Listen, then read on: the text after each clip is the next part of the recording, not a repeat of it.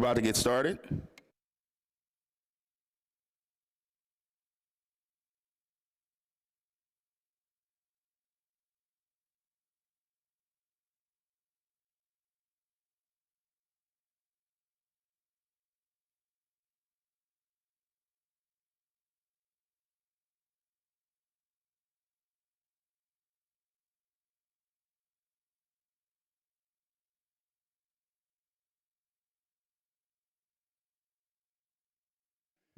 Good afternoon. Welcome to our afternoon hearing on what is day 2 of week 2 of our budget hearings. We are so glad to be joined by our friends over at the Department of Education. So glad to have Secretary Rowe here and all of the folks from the department. Before we get started, Chairman Struzzi, any introductory comments? Thank you, Chairman Harris. Good afternoon, everyone. Welcome. The governor is proposing to spend $18.92 billion of the general fund in the upcoming fiscal year for pre-K education, an increase of $884 million or 4.4% over the current fiscal year. Pre-K through 12 spending represents nearly 36% of the overall state budget. Roughly $12 billion of that is for basic education funding, special education funding, and ready-to-learn block grants. Obviously, we understand the significant increase that's before us, the discussions that have occurred in the past on the adequacy funding, but I think we're still very concerned with these increases, given that we are spending more than we have in this current budget. That the governor is proposing to drain the rainy day fund significantly, spend the rest of our surplus to meet these increased spending requests. So I think we're going to have a very rigorous discussion today on these funding amounts. I look forward to that discussion, and we'll move forward. Thank you. Thank the gentleman. I just lost my train of thought just that quick. All right, so in the middle of the table, there's our timekeeper. When our members start, they'll have 5 minutes to ask questions. The light will be green. And then when the light turns yellow, that means there's 30 seconds left. And when it is red, we would ask that you would conclude with your comments. Before we begin, if we could have our testifier stand so I can swear everybody in, and then we can get started.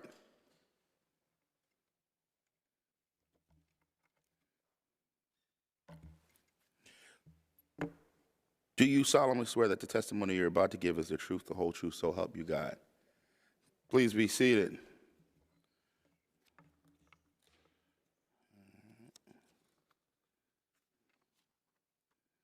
Secretary, I'm told that you have a statement that you would like to share before we begin with questions. You may proceed.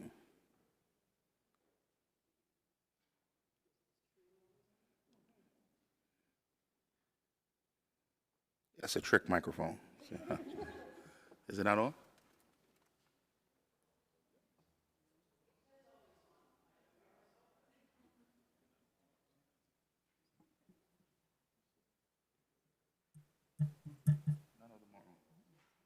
It says always on. You're good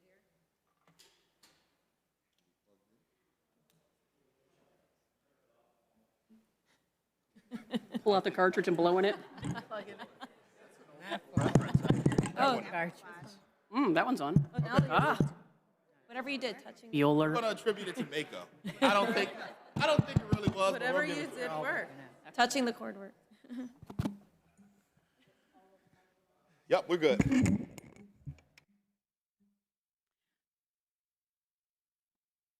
Sir, you have my written testimony already, and I am excited to share some of the things that we have been doing and to answer questions about the budget as we move forward. I'm not sure that any additional preamble is needed at this point. All right, let's rock and roll. Representative Webster. Thanks, Mr. Chairman. I think we also acknowledge the representative from Lehigh and Northampton who did something there, and then thank you for. That's right. I have a long list of of questions, and it's going to be a long afternoon. I apologize that, but I'll start with just a couple of statements. I also represent, as do a couple of my other colleagues, the Norristown area schools. And adequacy funding is dramatically important. It's had an impact. I just want to, this is a statement. That school district's been underfunded for 30 years. The adequacy funding's helping. I don't want anybody to panic. It's time to, stay with it, stick it out. If you enter those schools, you'll see energy. You'll see a faculty that's it's going in the right direction. So thank you for that. Second similar statement, our state library. I know that falls under your department. I know it's flat funded. It's an enormous treasure for the Commonwealth of Pennsylvania, and anything we can do to help them see the future and maintain those resources they have is a powerful statement. And I would encourage that kind of thinking. We need to give them a little bit more, and I think throughout the community here, on this Capitol campus, we're underutilizing the state library. There's capability there we should all be taking advantage of. Okay, the public service announcement is concluded, and I apologize for that.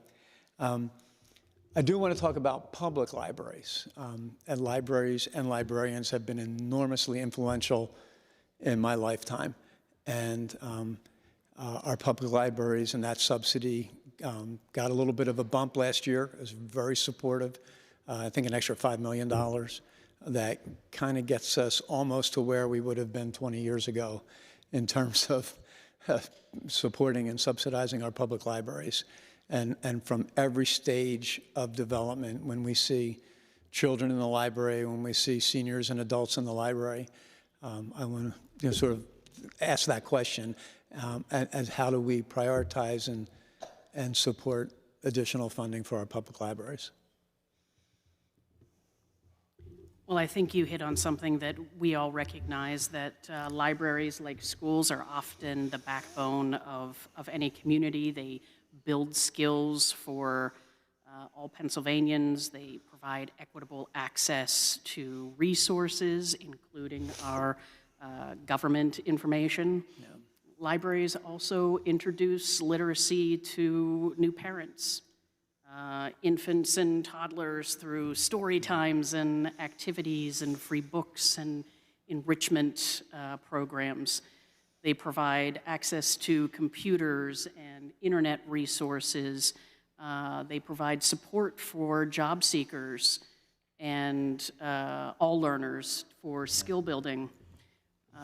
We often find them being gathering places in the community, that so-called third space that seems to be missing in a lot of ways. They're a preferred location for aging populations to find connections. So I took the time to kind of lay that out because I believe that across the age span, from literally from birth through our aging population, they provide something special to the community. Books are the backbone of libraries, but there is so much more. And libraries have been flexible in what they've provided to the communities over the years. Again, starting out with keeping the resources and primarily books, but then understanding that we're in a digital age, and so we need to provide digital resources and taking up that mantle and providing space for all learners. Right. So whenever we can move toward providing equitable fiscal resources for them, that's absolutely money well spent and clearly a great return on investment. Do I understand alongside of that, the resources, and there's also some new regulations on libraries at work? Is there any input on timing or where those are? That's right. We are working on new regulations. The regulations haven't been updated for quite some time, and so we want to not only bring the regulations to in line with what it is that we're currently doing, but also then to have that visionary perspective of what is it that we want to see moving forward. So the regulations, although it is a slow and tedious process, it is certainly something that is necessary, and we're marching those through the process now. I didn't hear real commitment on timing, but I appreciate what you're doing. Thanks, Mr. Chairman. More to follow. Thank the gentleman, Representative Cutts.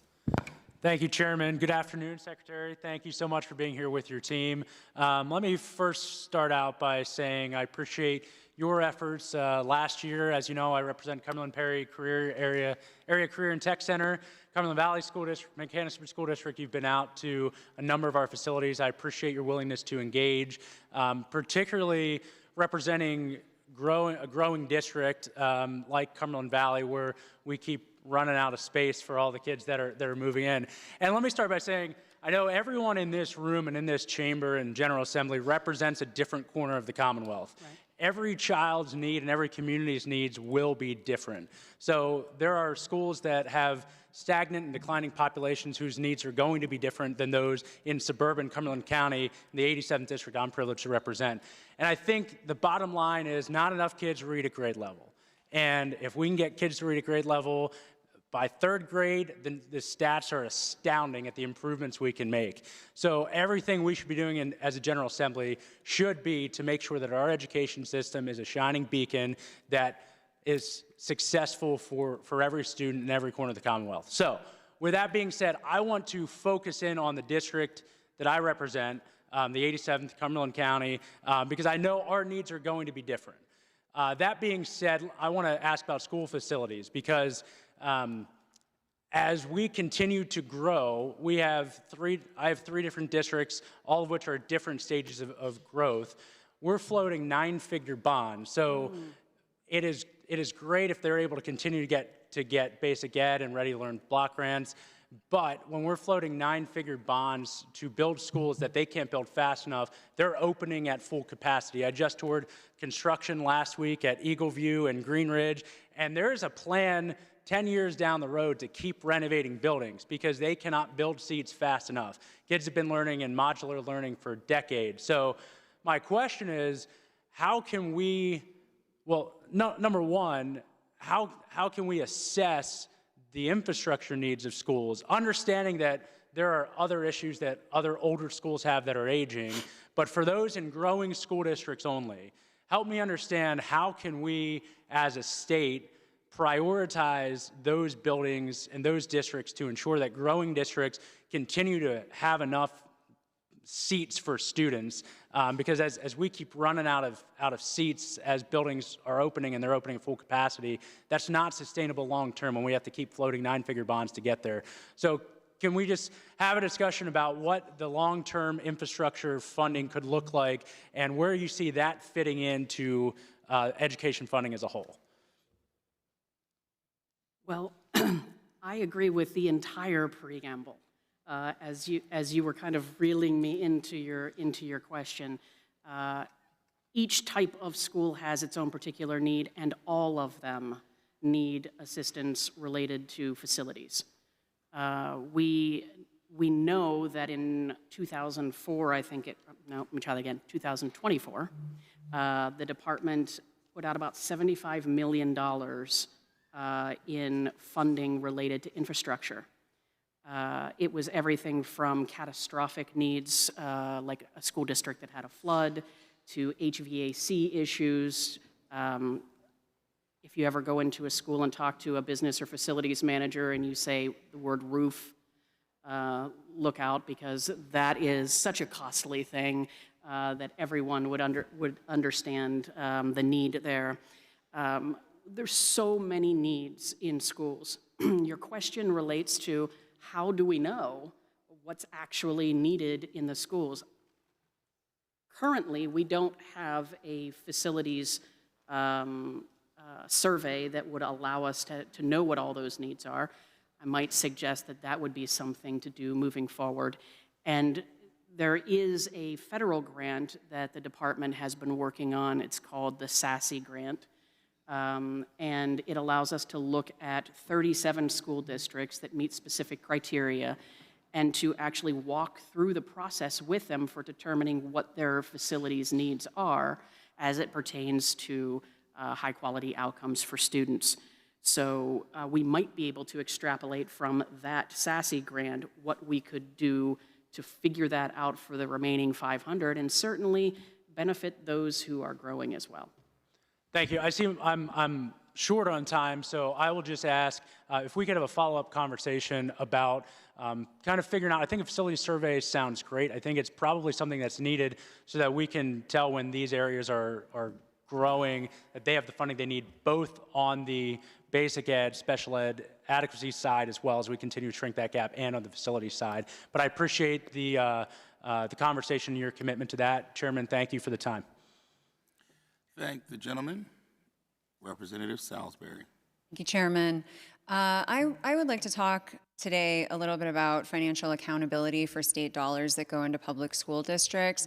It's my understanding that just over a third of the $38.6 billion that represents the revenue to public school districts comes from the state, which would be about $14.6 billion, with an increase from last year of about $665 million. And don't get me wrong, I think that schools should have that and much more. I very much believe in paying for education in the state.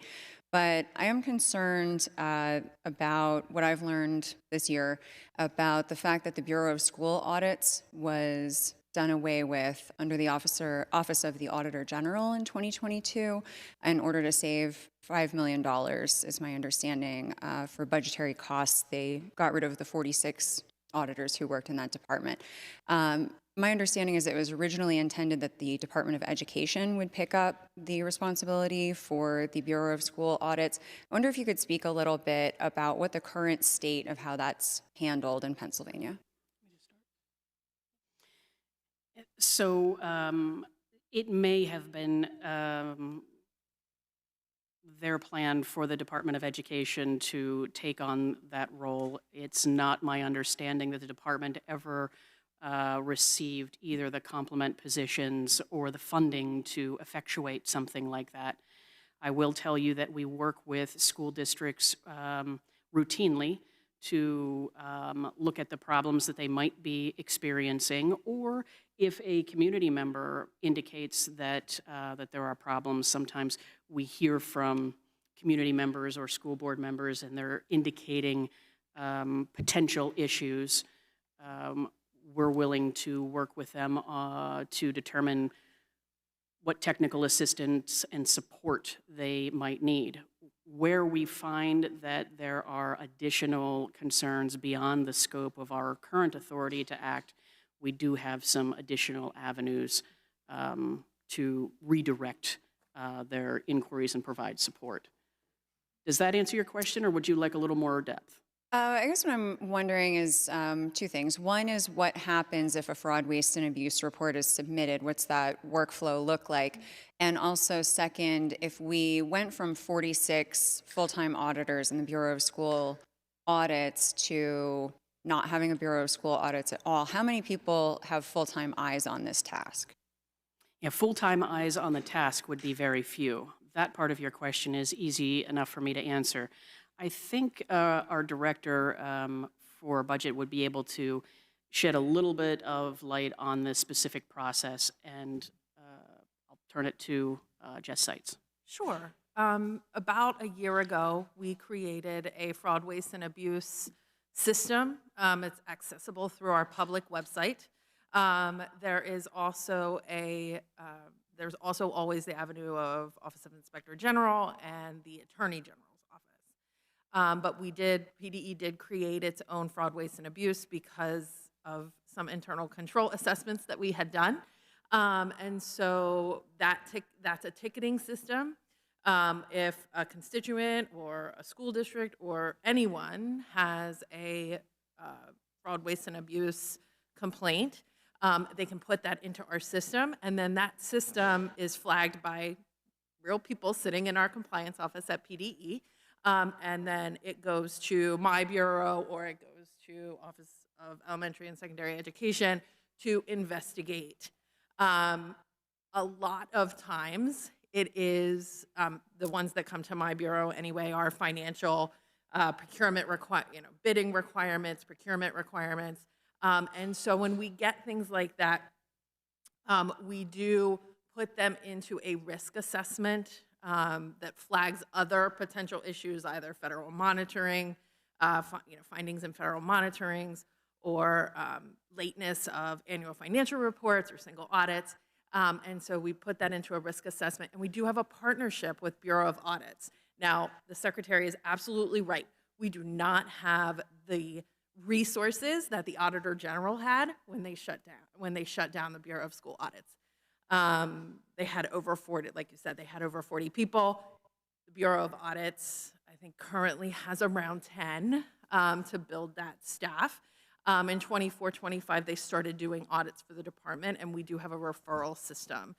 So we do have a partnership in place with Bureau of Audits that sits in the Office of the Budget, and they do audits for a wide variety of agencies, Commonwealth agencies. I see we've hit the red light, so thank you very much for your responses. Thank the gentlelady. Representative Kale. Thank you, Mr. Chairman. Thank you, Secretary, for being here today. I wanted to bring to your attention a local issue that we are having in Beaver County. The IU in Beaver County runs a school, a special needs school, New Horizon. And some time ago at that school, they found black mold. And of course, they could no longer house the children there, so they moved and were happy that they found a place to go, but that place is certainly not suitable long term. So the school districts, which are sending students to New Horizon, came together and decided to pay or float a bond, rather, for roughly $14 million to fix this problem within New Horizons. And for the school districts in Beaver County, this is a serious investment. And they are looking for assistance any way that they can get it to make this as least painful as possible. Our chairman of the county commissioners, Dan Camp, led a charge to donate $1 million for the new school. And we're very pleased about his leadership in that effort. The State House delegation, along with the good Senator Elder Vogel, came together, and we're looking to provide a legislative grant. Hopefully we can provide some more resources as well. And I wanted to ask you today, is there any opportunity from the administration to provide some funding for this project? I mean, these services that New Horizon provides, absolutely critical to the needs, to the most vulnerable students that we have in Beaver County, and they do a great job of providing those services. But we need the funds in Beaver County, and I was wondering if there's anything that the administration could do to help provide some funding for it, some relief.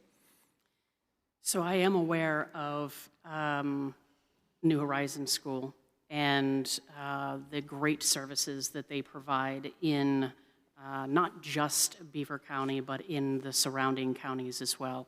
I know there are several dozen school districts that actually send to New Horizon. I think the school districts for the joint school floating a $14 million bond demonstrates what they think about that particular school and the benefit that it offers to our most vulnerable students, as you mentioned. As far as money that, or funds that PDE specifically controls, at this time, PDE doesn't have any specific funds set aside for facilities. The funding that we had for facilities was in subsequent, after 2024, was subsequently provided to DCED. It's my understanding that DCED is working with that administration to determine if the funds are able to be used for a joint school, because it would be essentially, it could be perceived as the school districts requesting it and not the intermediate unit itself. If that nuance is permitted, and I'm not a lawyer and I'm not looking at the statutory language, then perhaps they would be able to use that funding.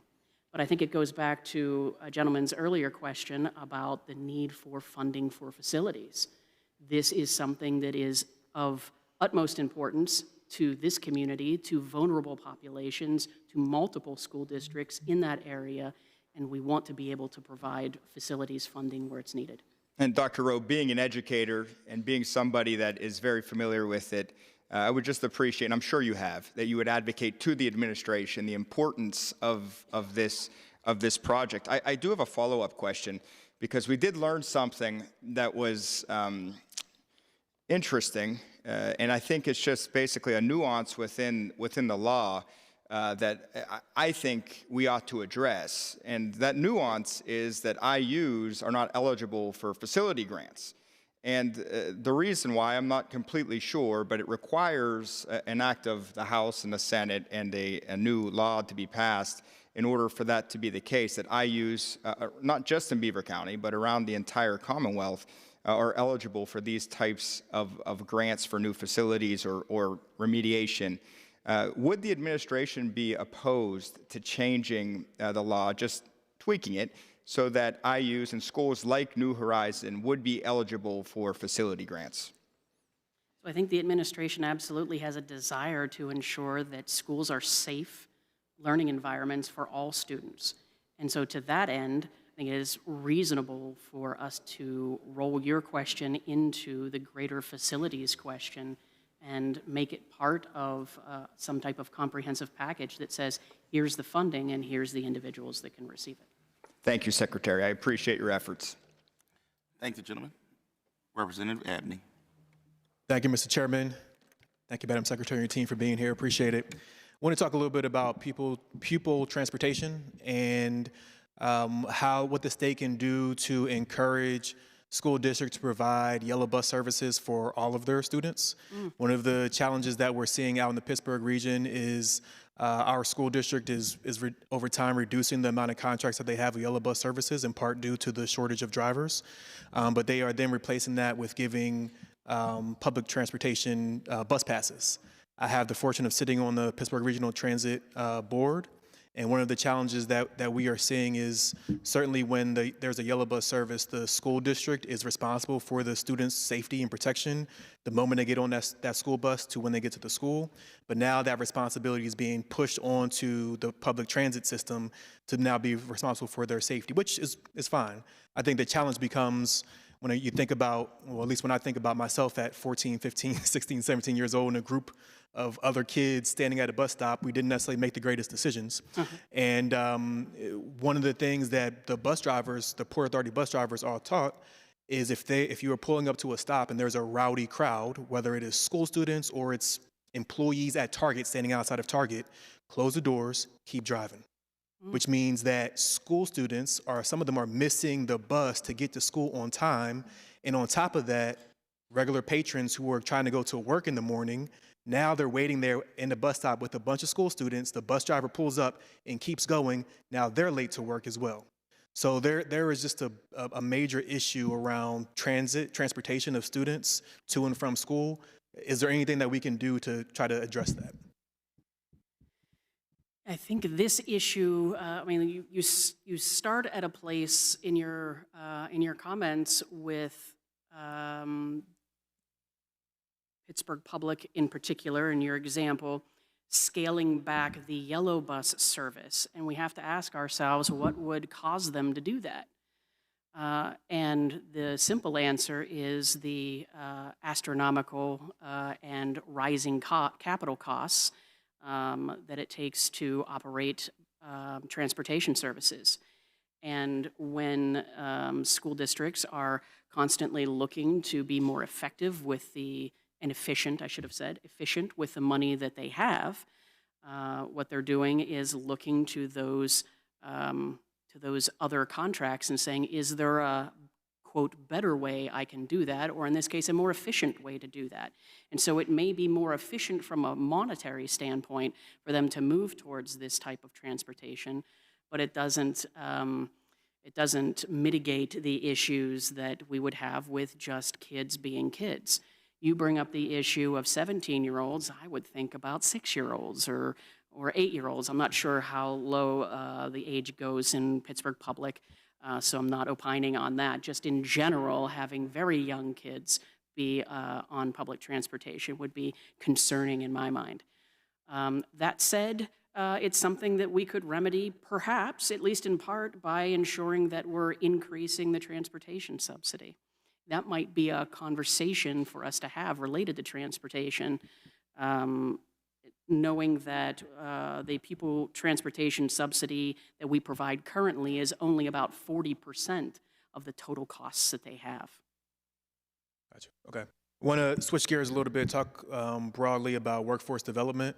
We talked about this topic with Secretary of DCED, obviously labor and industry as well, but want to talk to it from the PDE's perspective when it comes to CTE, career and technical education, and preparing folks for the workforce. I know over the years there's been backlogs and students who want to be participatory in that program and not being able to get in and being on wait list. But I believe the last time that you were here last year, you talked about trying to think of some creative and innovative ways to bring down that wait list and using schools or school districts as actual locations to run some of these CTE programs. Can you talk a little bit about, were you able to encourage schools to do that, and what does the current backlog look like for students trying to get into the program? Sorry, 30 seconds, I apologize. That's fantastic that you actually recall something that I talked about last year, and we actually have made some progress in that area. We have a couple of CTCs that are actually offering programs in school districts now. It is a CTC program. It is their teacher. It is their program, and they are offering it in a, let's say, a satellite location of the school district. Two that come to mind would be York County School of Technology, and another one would be Central Westmoreland. One is related to a communications and marketing program, and the other one is related to general education for those seeking to be teachers. So we're actually seeing that. Those two things, because it's dealing with space issues, are absolutely going to help to reduce the wait list by increasing the space available at the CTCs for current programs. Awesome. Thank you, Madam Secretary. Thank you, Mr. Chairman. Appreciate it. Thank you, gentlemen. Representative Mako. Thank you, Mr. Chairman and Madam Secretary. Good afternoon. So I have a couple questions around the adequacy gap funding, and so I was hoping you'd be able to help me out on this. So my understanding back in, what was it, February 7th, 2023, that the Basic Ed Funding Commission, they recommended it, well, this year they're recommending a $565 million in the Ready to Learn block grant. Is that what's going to the adequacy funding formula? Is that what's being used? Is that the vehicle to address the adequacy funding? You want me to address how it's being used? Well, my question is, I'm trying to get my head wrapped around this. Is the adequacy formula being used through the Ready to Learn block grant? Is that how that money's being allocated to fill the gap? Certainly. So there are certain for this year. There are certain school districts that have been historically and unconstitutionally funded. Correct. Those school districts have a gap of approximately $4.8 billion, I think is the total amount. Okay. And each year there is money set aside specifically for adequacy for those specific school districts so that we can fill the gap. So then, okay, yep. So doing my math, public school math too, that 565, if that is allocated this year, then we have the 1.6 billion over the last 3 years. So you're saying that that is not going to close the gap of the 4.8 billion? Oh, no, it will not yet close the gap. You are meaning close it entirely, where the entire amount that was determined has been eradicated and those negative effects have been ameliorated. No, that has not yet occurred. So then, how do you see the department moving forward? How much and how many more years, and what's the plan moving forward to fill that gap into the future? Well, we would continue to have these incremental amounts provided until the total amount that was determined, which again, I believe is, I'm going to keep saying 4.8 until one of my team members corrects me, until that amount has been fulfilled. Okay.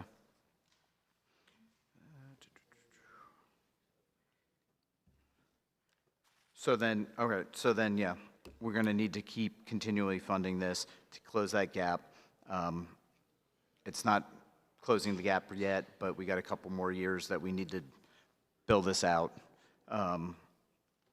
And I'm just looking through my notes, and 20, 30, 31, we need to keep increasing. Am I reading that 2030, 2031 will be when we should be closing that gap? Is that when the projection is?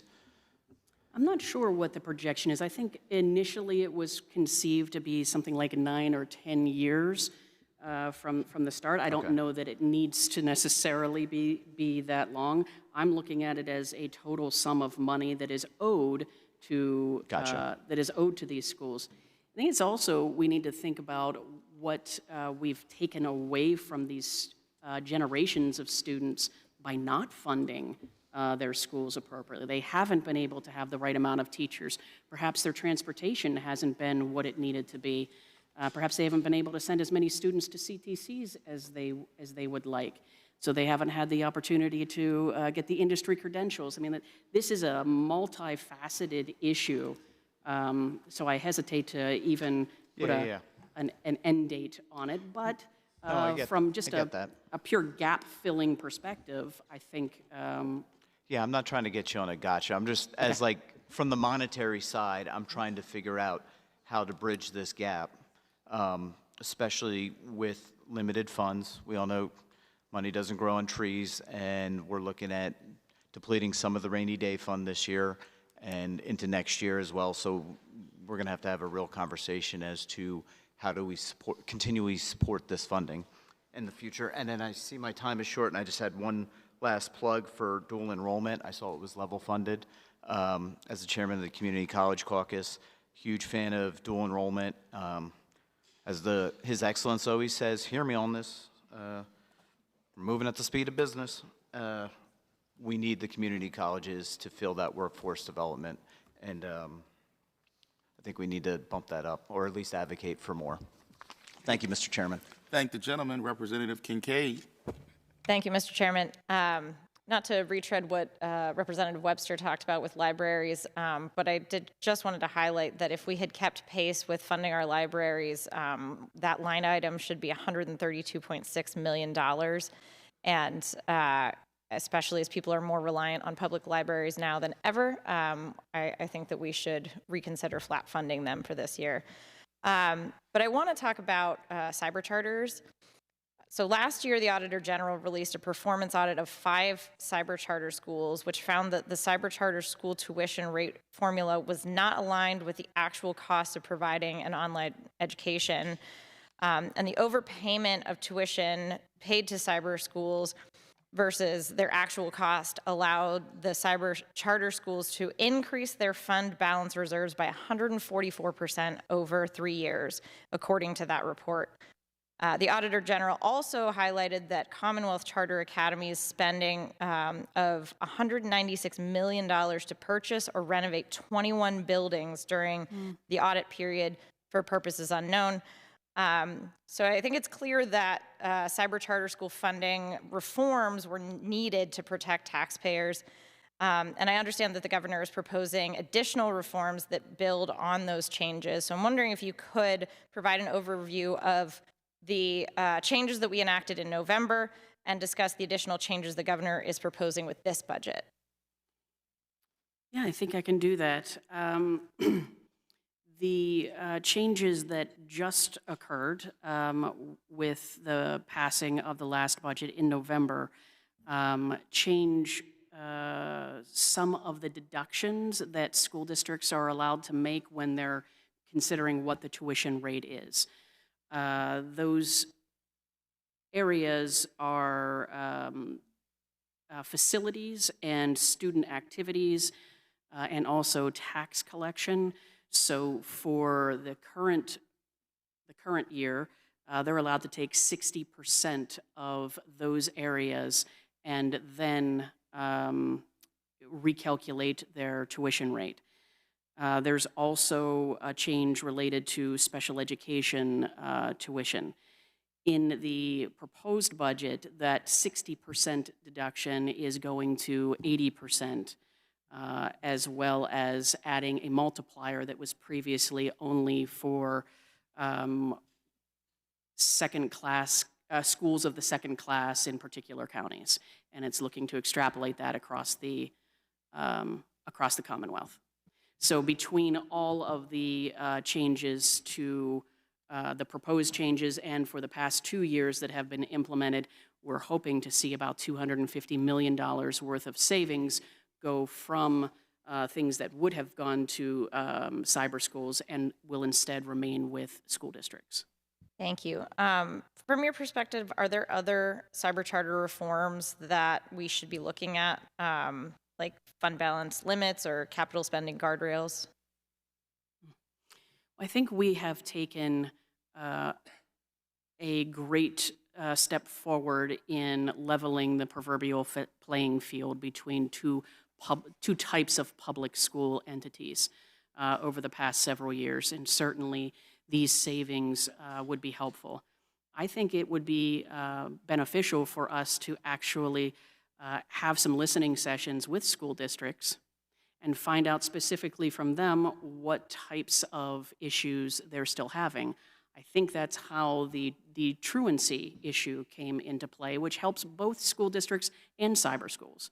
Certainly, it's not fair to cyber schools to be sending them students that have truancy issues because it's going to persist with them. So ensuring that the school districts have the opportunity to deal with that first, I think, makes a lot of sense. That's part of the most recent changes that went into effect as of November. So when you listen to school districts, you might hear frustrations related to the percentage of students who are actually taking the exams, as an example. We have one cyber school that only 23% of their students have actually taken the PSSAs and Keystone exams. 23% is lowering our rate across the state and causing us problems with the United States Department of Education. So if, for example, we could find a way to incentivize cyber schools to ensure that their school districts were, to ensure that their students were actually taking the exam, I think that would be beneficial, and perhaps it could be an incentive as simple as saying you can return the tuition that you received if the student doesn't take the exam. Thank you. As someone who represents the Pittsburgh Public Schools, the application of the excess spending factor is a huge help, but I don't see any reason why it should not apply to every other qualifying school district, including school districts that I represent, like Northgate, which would have saved an additional $100,000 this year. So I think that certainly we have some more work to do, and thank you. Thank you, Mr. Chairman. Thank the gentlelady, Representative Brown. Thank you, Chairman. So I'd like to continue the discussion that you were having with the good gentleman from Northampton. He was asking about the adequacy funding. Okay. So beginning on page E15 through 12 of the governor's executive budget, PDE's appropriations are listed with future planning years 2027 through 28 to 2030 through 31. And in those years, the Ready to Learn block grant is held level at $1.95 billion requested for 2026 through 27. Why are the increases not reflected in the planning years of the governor's budget? Because you had mentioned how important it was that you received that funding. Yeah, I don't think that it not being reflected there is indicative that it's not important, rather that it is not something that is statutorily mandated, and that only those mandatory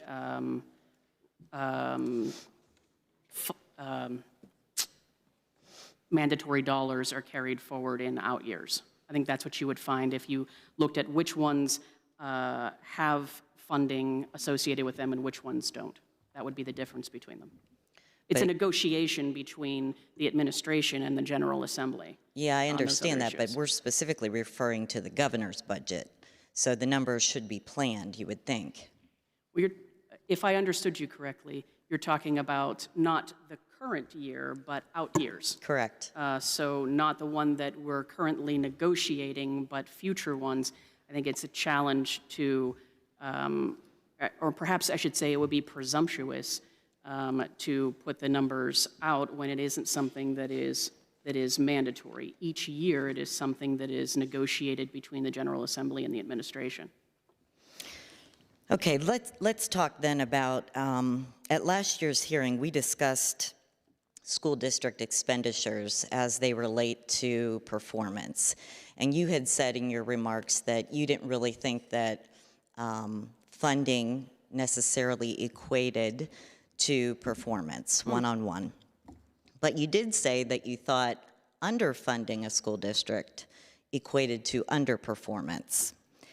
So given the hundreds of millions of additional dollars we're spending on adequacy funding, what specific academic performance targets must schools meet to continue receiving these supplements under the Ready to Learn block grant? Again, thank you for bringing up something that I said before. I appreciate that, that those words last year carried some meaning. Certainly, anytime we are not properly funding schools, that would mean that they don't have enough teachers, they don't have the right curriculum, they don't have the ability to provide opportunities for students, and so naturally then we would see the scores go down if we look at it purely in a, and I think that's what I was referring to then, was just test scores.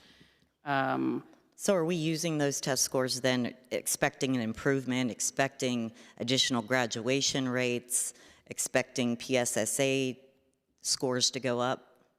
Like the way you're framing it. You're framing it outside of just the test scores. You brought up graduation rates. This is the third consecutive year that we've seen graduation rates go up. We have 2 years of math increases. We've seen our ELA, or I'm sorry, our English language attainment learners have the highest increases that they've had since we began actually looking at it. So we are actually seeing that the funding that's going in to fill the gaps that we've identified are absolutely making a difference. So these are specific to the schools that are getting the funding, the block grants? Well, I think the block grants would be part of it, but certainly the other funding that the governor and the General Assembly have agreed on over the years for school districts has absolutely made a difference. So this year's request for $50 million additional in basic education funding, that is absolutely going to play a role in how many counselors there are, how many mental health counselors are potentially available. Do we have gaps in teacher in openings for schools? Yeah, and I apologize. I know we're running out of time, but will there be any penalties for schools that do not meet the graduation rates or their scores do not go up? I tend not to think about this in terms of penalties, but rather when we identify schools that aren't meeting the criteria that we've set forth, then we're going to need to provide additional support. And support in that case doesn't necessarily mean money. It can mean that the Department of Education, having identified those deficits, is going to go in and work on curriculum issues or work on coaching issues within the school. That's good to hear. Thank you. Thank the gentlelady. Representative Gallagher. Thank you, Mr. Chair. And thank you, Madam Secretary, for being here today. First, I'd like to do a shout out to Father Judge High School, who won the Catholic League Championship again this year. Chairman, do you have a response for that one this year? I do have a response that Orton Reed's girls basketball team won the Public League Championship for the 4th time. Congratulations to both schools. Well, congratulations. We did lose to Imhotep, but I just wanted to make sure we were clear about that this year. Madam Secretary, I'm a big fan of every student being able to follow their dreams, whether it be workforce, whether it be apprenticeship programs, or even if it's following up with following, like in high school, following for college credits. So my question is, how does the department ensure that low-income students taking college-level credit courses have the resources to actually take the exams at the end of these courses? I think that is done right now by the way that we're structuring our dual credit opportunities. I am so pleased to share that we have over half, 56% of our students taking courses of rigor. That's your IP, your, your AP and your IB, I got my acronyms mixed up, courses. So we're actually seeing a lot of students taking those. The funding that we're receiving through dual credit, we're working on with our higher education partners, including community colleges, and trying to find ways to make it absolutely free for students to take the courses. We run into some issues related to transportation. Again, transportation keeps coming up. Related to transportation of students to the higher education facility, and we're working through those things. Sometimes there is additional fees that we want to make sure that we're able to pay those fees as well. But certainly we're moving toward that end where the dual credit options that are available are of no charge to the students taking them. No, and again, I'm glad to hear that because it's very important that we help some of these lower income students make sure that they can achieve their dreams and go to college and have that opportunity to take these classes prior to getting into college. So thank you very much, Madam Chairman. Thank you, Chair. We thank the gentleman. Representative Alsamer. Thank you, Mr. Chairman. Madam Secretary, it's great to see you again. And team, thank you for being here today. Just a shameless plug for my district. Back in the 139th, an update on the Wayne Pike CTC. A good update there. They received some good federal funding and a good kickstart to that project. So I'm so excited. Yeah, it's good news there. On to my question. Madam Secretary, we've now added excuse me, over $1 billion to the Ready to Learn block grants to fund adequacy and tax equity supplements.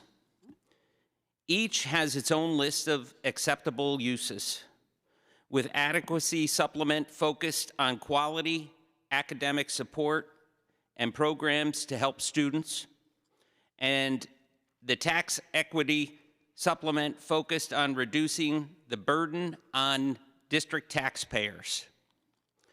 Now that we have more than a year of implementation, do you have a sense of what are the most common uses for these grants based on school district applications and reporting? We do.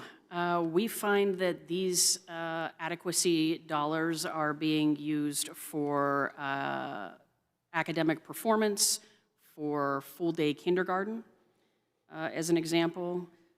Schools that want to move from a half-day kindergarten to a full-day kindergarten, they have a space issue and a teacher-staff issue where they're going to need double the space and likely double the teachers, and that is quite an expenditure. So seeing these funds used to reduce classroom size and promote full-day kindergarten is something we see with a great deal of frequency.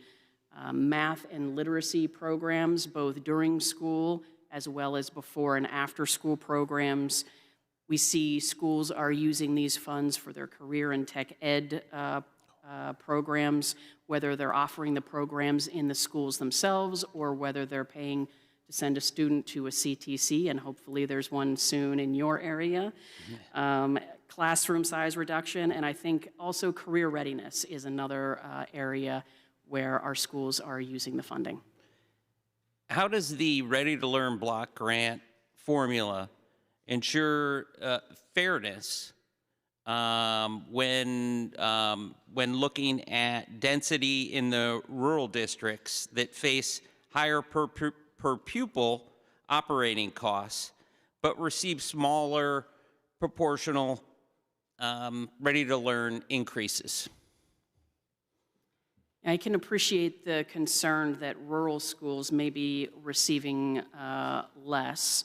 I think what we tend to look at is, we tend to look at this through an equity lens and say, what does each school need, and are we providing the resources according to those needs? When we're providing funding to a rural school, that doesn't necessarily mean that we're providing all of the funding that they could want. It certainly doesn't negate their lived experience of needing additional funding. We do have some rural school districts who are benefiting from the adequacy funds, using it to purchase new structured literacy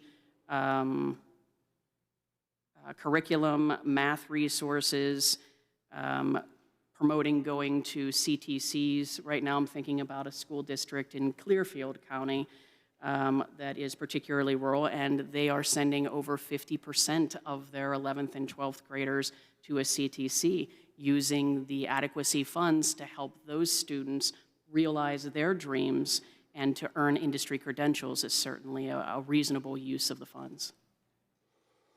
Okay, well, I appreciate your time this afternoon, and again, I want to thank you for all your support of the Wayne Pike CTC. Thank you. Thank you. Thank the gentleman. Representative Fleming. Good afternoon, Secretary and the rest of the PDE team. Hearkening back to last year, I was really thrilled to hear you provide unequivocal support for structured literacy, which I really appreciate. And so that's where I'm going to start. With the work of this General Assembly in a bipartisan way, we were able to get $10 million in the most recently passed budget. I'd like to thank my colleague, Representative Jason Ortiz, for we're walking this road together. He started it since he's got more experience in this building than I do as a legislator, but we're walking this path together to try and get structured literacy deployed across the Commonwealth. So can you identify what you're earmarking that $10 million for, and how that will be spent throughout the Commonwealth to assist school districts enhance their literacy rates and their reading for their students? First, let me say thank you for being a champion of structured literacy. If we can set aside the idea of school safety being the #1 concern of any school, if we can set that aside, then the #1 concern of all schools should be literacy. It should be that all of the students can read so that they can unlock their futures. The department is engaged in a variety of different things to ensure that structured literacy, as it appears now in the statutes, is carried out. I think I can turn to Deputy Secretary Lena to give you an update on what some of those things are. We're very excited to get the word out about structural literacy and to really make sure that it's throughout all the schools. So the first thing we did as soon as the implementation of Act 47 is we sent out a guide to all the schools across the Commonwealth outlining everything that is new to Act 47, but also calling out structural literacy. And then we wanted to continue that communication so that it's ongoing, because some of the initiatives are not years down, but we want them planning, and we want them to have the opportunity to start everything now, not waiting till 27, 28 school years. So we actually created a Dear Colleague letter, is what we call it, to chief school administrators, really outlining everything that structural literacy should include and what is expected. And then we also, and we want to thank you for the survey, because we can't survey the field without that legislative move, because it's voluntary otherwise. So now, for the first time, as of March 31st, we're going to have a pulse on what is actually happening across the Commonwealth. And then using that information, because we have made it very clear that this survey is not compliance. It's really about where are you in your journey and how can we help you? So based on this feedback is then going to allow us to send the resources. So we're going to be partnering with the intermediate unit and Patton and anyone else that we can partner with, and getting the resources to the right people. So do you need more professional development? Then here we come, we're going to help you with that. Do you need help selecting the right materials? Do you have the materials that actually meet the requirements of structured literacy? Yes.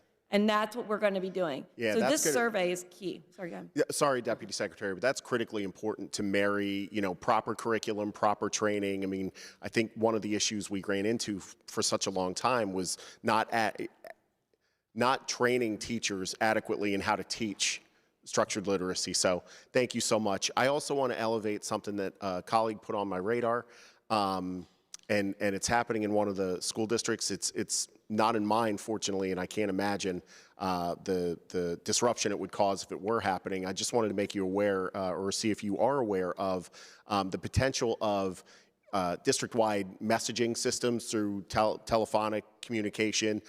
Some of those are being disrupted and being categorized as spam, and they're not making it to parents and guardians. Is that, I see on your face, maybe you've heard about this, Dr. Rowe, or?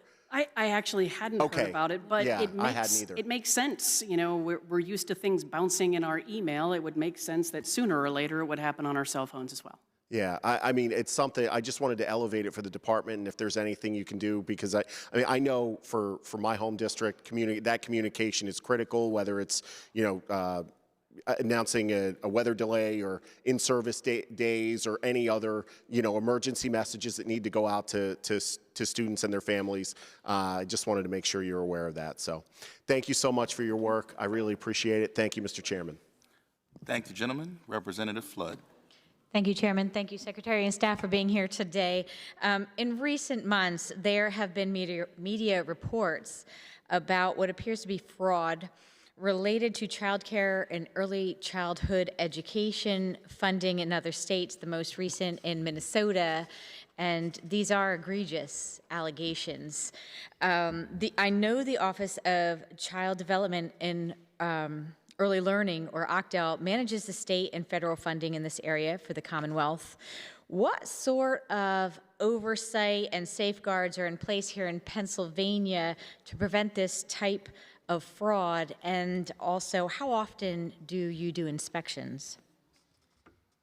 I am happy to start this answer, but I'm also very pleased that I have the Deputy Secretary for OCDEL here who can give you any additional information that you might want on the topic.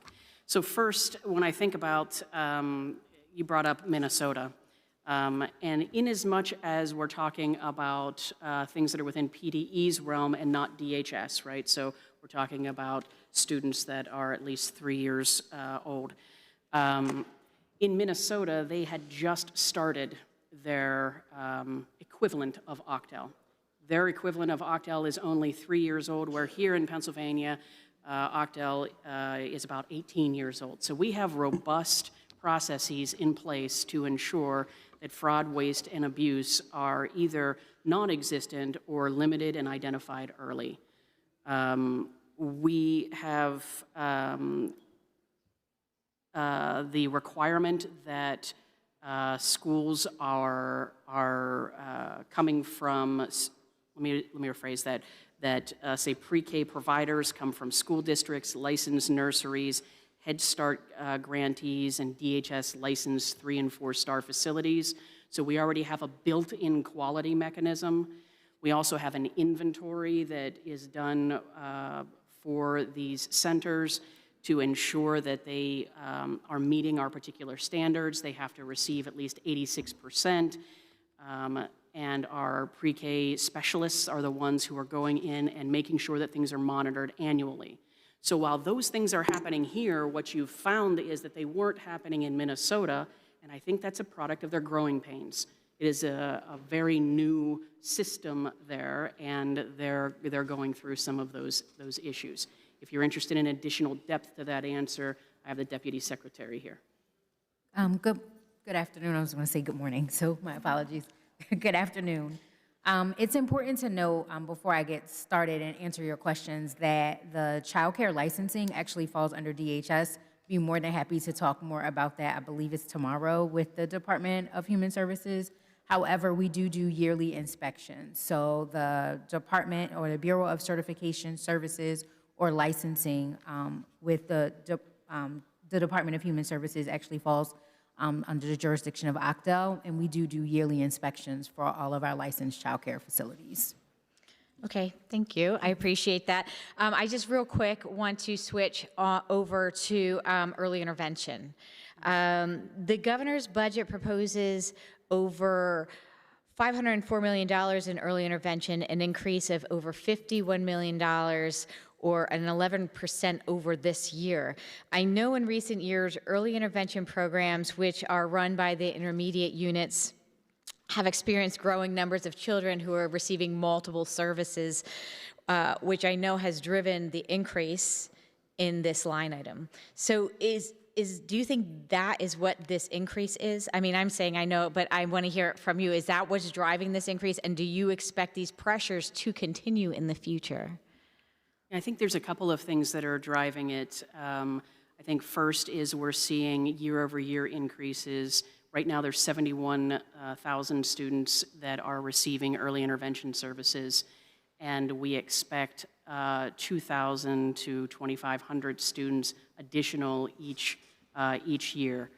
I think another issue that we have related to the budgeting for this, and the reason why we've needed supplemental budgets in the past, is because every student that presents themselves and is evaluated and it's determined that they have a need for OT, PT, speech, or the like, is required to receive those services. So it's difficult to predict how many students will be coming. One of the things that we have done routinely, there's been this supplemental budget that's been requested after the budgeting process is done, and to try and eliminate that, Octal has revised their modeling methodology for how the costs are determined, and we're also realigning all of the providers to the state's budgeting cycle, the fiscal year, so that we can hopefully not have to do the supplemental budgets moving forward. So the supplemental budget and the budget that we generally would ask for, when you add those two things together, now you're getting close to that $51 million. Okay, thank you. I appreciate it. Thank the gentlelady, Representative Brennan. Thank you, Mr. Chairman, and thank you for being here testifying today. We're here in the 250th anniversary of this country, and Pennsylvania has always been sort of at the center of the ideas and principles behind the core of the birth of this country. But unfortunately, we're starting to see that the nationwide evaluations are showing us falling behind in the Education Code defines our school's role in forming citizens. It says public education prepares students to become self-directed, lifelong learners, and responsible and involved citizens. But 75% of our educators are saying we're not spending enough time on civics. In recent years, we passed Act 35, which tried to create some more incentives, but I'm not sure if there's a full oversight or if it's creating all the incentives that we need. Representative Parker and I have been working on a bill to try and create more incentives for our schools, for our students. I'm wondering, what is the department doing to address these issues, and what could we do to be better supporting our educators right now? So tell me the first part of your question one more time. I'm just wondering, what's the department doing to address these issues and to better support our educators? So we work to provide technical assistance and support in each of the academic areas, and certainly history and geography and civics is one of those areas. We understand that quality civics education programs really have three strong pillars. We encourage knowledge, skills, and action to be part of any civics education program. At the end of a civics program, between the 7th and 12th grade, students are required to take an end-of-year exam that they provide the results to the department every 2 years. One of the exams that is permitted so that we can have a gauge of how well our students are doing is the actual citizenship exam that has a bank of approximately 100 questions and really are things that we all should know and be able to do.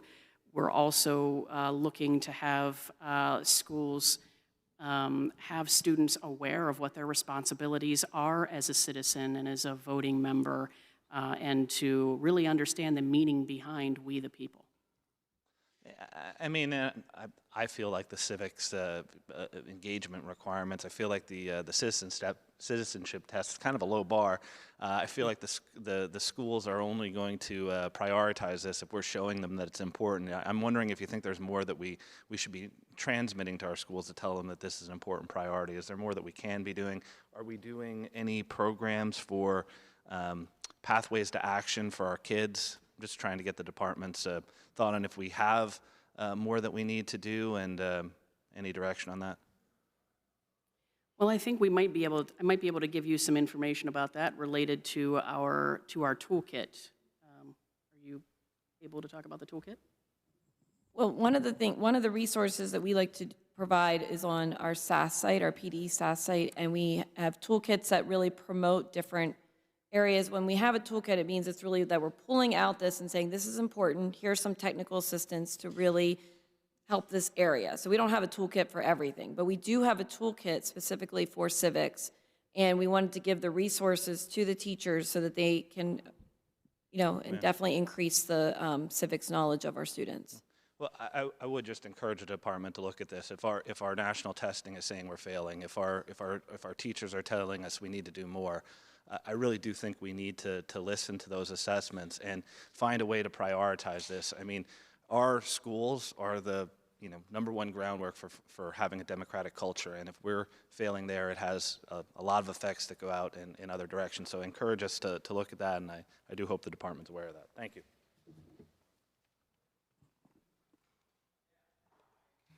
Thank you, gentlemen. Representative Reichert. Thank you, Mr. Chairman. Thank you, Secretary, for joining us here today. Last May, Penn State, as I'm sure you're aware, made the announcement that they were going to close 7 of their Commonwealth campuses, including one in my district, Penn State Monado. And we're going through the process of re-envisioning those. I think the transfer is to take place June of 2027. So we're just over a year out from that. I know one of the last things that goes along with this is your signature on the order for closing these campuses. Secretary, are you in fact planning to sign that order? Well, I think what we have to look at is what the requirements are by statute and have they actually met those particular requirements. So the first thing that Penn State needs to do is actually transmit to the department a plan. And once they transmit the plan and we review it as a department, then we need to know, are there any additional pieces of information that would be required for us to make a fulsome decision. It's only at that point, after they've actually transmitted something, which they haven't, and we've determined what additional information we need, which we don't know currently, that I could appropriately answer whether or not we would sign it. But it appears, I mean, it's Penn State's intention to go through the process and all that to present you with plans. I'm assuming we haven't had Dr. Beneputi here yet to really nail that down. But again, as we're back in our own communities, working on these plans and developing them, I guess ultimately to be presented to you on behalf of Penn State. I mean, I guess if you are unsatisfied with these plans, would you then not potentially sign these orders? I would be looking for them to meet the statutory obligations that they have. I understand that they are asserting that they have declining enrollment, demographic shifts, financial constraints, and all of those are part of the motivation to want to close some of the campuses. I believe you might have said that there were 7 in total that they were considering. But until and unless they provide us with the information that would be required for us to make a decision, I think it's difficult for me to decide whether or not it's something that I would sign or not sign. So would you be willing to share that information with us? Again, those are in our communities. We're trying to reimagine, and I'm assuming as Penn State is engaging with us, that is information they want to present to you. So that way, as we're moving forward with these, do you have anything that you'd be willing to share with us that we can take back to our respective committees, so that we're moving forward properly? Or again, if you have an intention of certain things that you're looking for that you might be able to highlight with us? I think the Deputy Secretary for Higher Education might be able to give you a little bit. It seems to me you're wanting something more specific than what I'm giving you right now, so let's turn it over to the Deputy Secretary. Sure. We've been really collaboratively working with Penn State and the 7 campuses that are proposing to close, making sure that the communities are taken care of, that higher education is accessible, and that the communities have what they need, whatever that may look like. I do invite the communities to engage with the State Board of Higher Education to make sure that they can collaboratively work with all the stakeholders in that area to meet the needs of the community, and therefore that will help Penn State finalize their plans of how higher education can still be delivered into those areas that they may be proposing or are proposing to close those plans. But we've been working very collaboratively to make sure that those needs are met. So just you have a checklist then that they're going through to determine that they're meeting certain milestones and goals and everything with the Department of Education and the Higher Education Board. There are things that you've been going through with each of the 7 campuses then? We have regular check-ins with their leadership. With the 7 campuses individually, or just with Penn State overall? With the leadership of Penn State overall. With the leadership, but not the individual campuses? Sharing the meetings and the plans of each of those campuses, yes. Okay. And I guess, secretaries, as you were mentioning, this is a result, as Penn State's saying, of demographic challenges and shifts in enrollment and that sort of stuff. And I think there's a little bit of some debate, at least on our end, in counties that might be growing, as to whether that's true or not. But is that a trend that you're seeing overall in the Commonwealth, that there's declining post-secondary enrollment?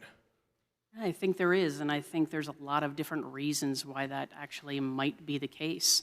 That's part of what the Department of Education as a whole is looking at, and certainly part of what the State Board of Higher Education has been tasked with determining how it is we might address that declining enrollment and the shifts in demographics. Okay. Well, thank you, Secretary. I see that my time's up, but I certainly look forward to working with all of you again as we're trying to reimagine these 7 campuses. And if there is anything that you would have that I can take back, and I know there's other reps here obviously that are impacted as well, about what you are looking for, so that when we develop a plan, that it is something that we don't have any delays, right? I think we want to make sure that we are moving forward, that any sort of delay that could be encountered would have the potential to disrupt momentum and kind of squash the energy that we have back home. So really, anything that you'd be willing to share with us that we can take back would be extremely appreciated. So thank you, Secretary. Thank the gentleman. Representative Donahue. Thank you, Mr. Chairman, and thank you, Secretary, for being here today. I've been hearing from both school districts I represent and from school districts across Pennsylvania that we're seeing growing shortages in certified school nurses and school psychologists, professionals who are essential to addressing student health needs, mental health challenges, and post-pandemic learning recovery.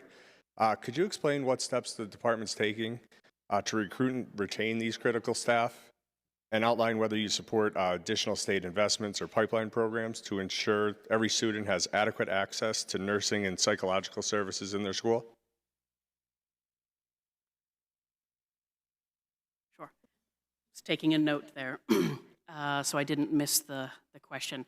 So the first thing that we have to do is determine as a state where are the deficits that we're seeing, or the gaps that we're seeing in the amount of individuals that are certified. And you rightly mention nursing as being one of those areas. Not necessarily that there aren't, well, there's certainly perhaps not enough nurses in the state as a whole, but then there's an additional test to be a school nurse. And so trying to find ways to incentivize nurses to move into school nursing is certainly something that we need to do.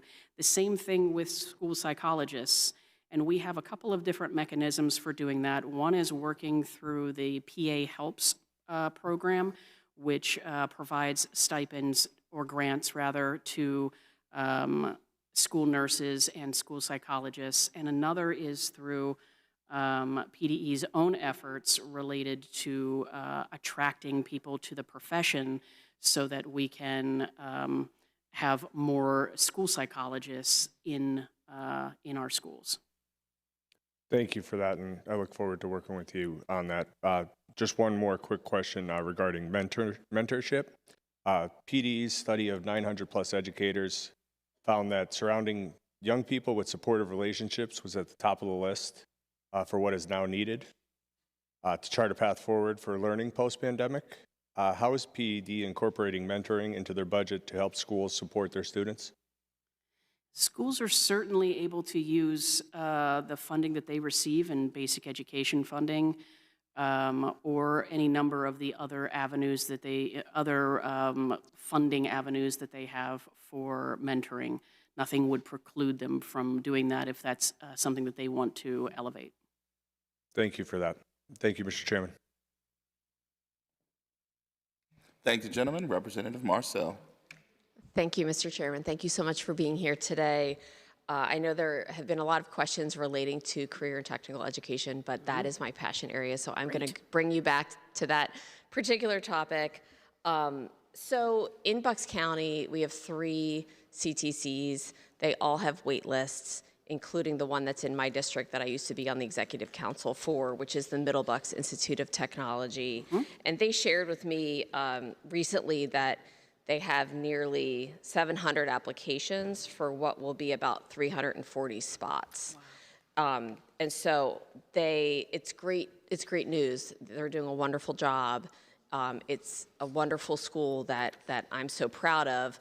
But the thing that I really am disturbed by is that there are all of these students that are potentially missing out on the thing that they want to explore and what their dream is at that very pivotal age.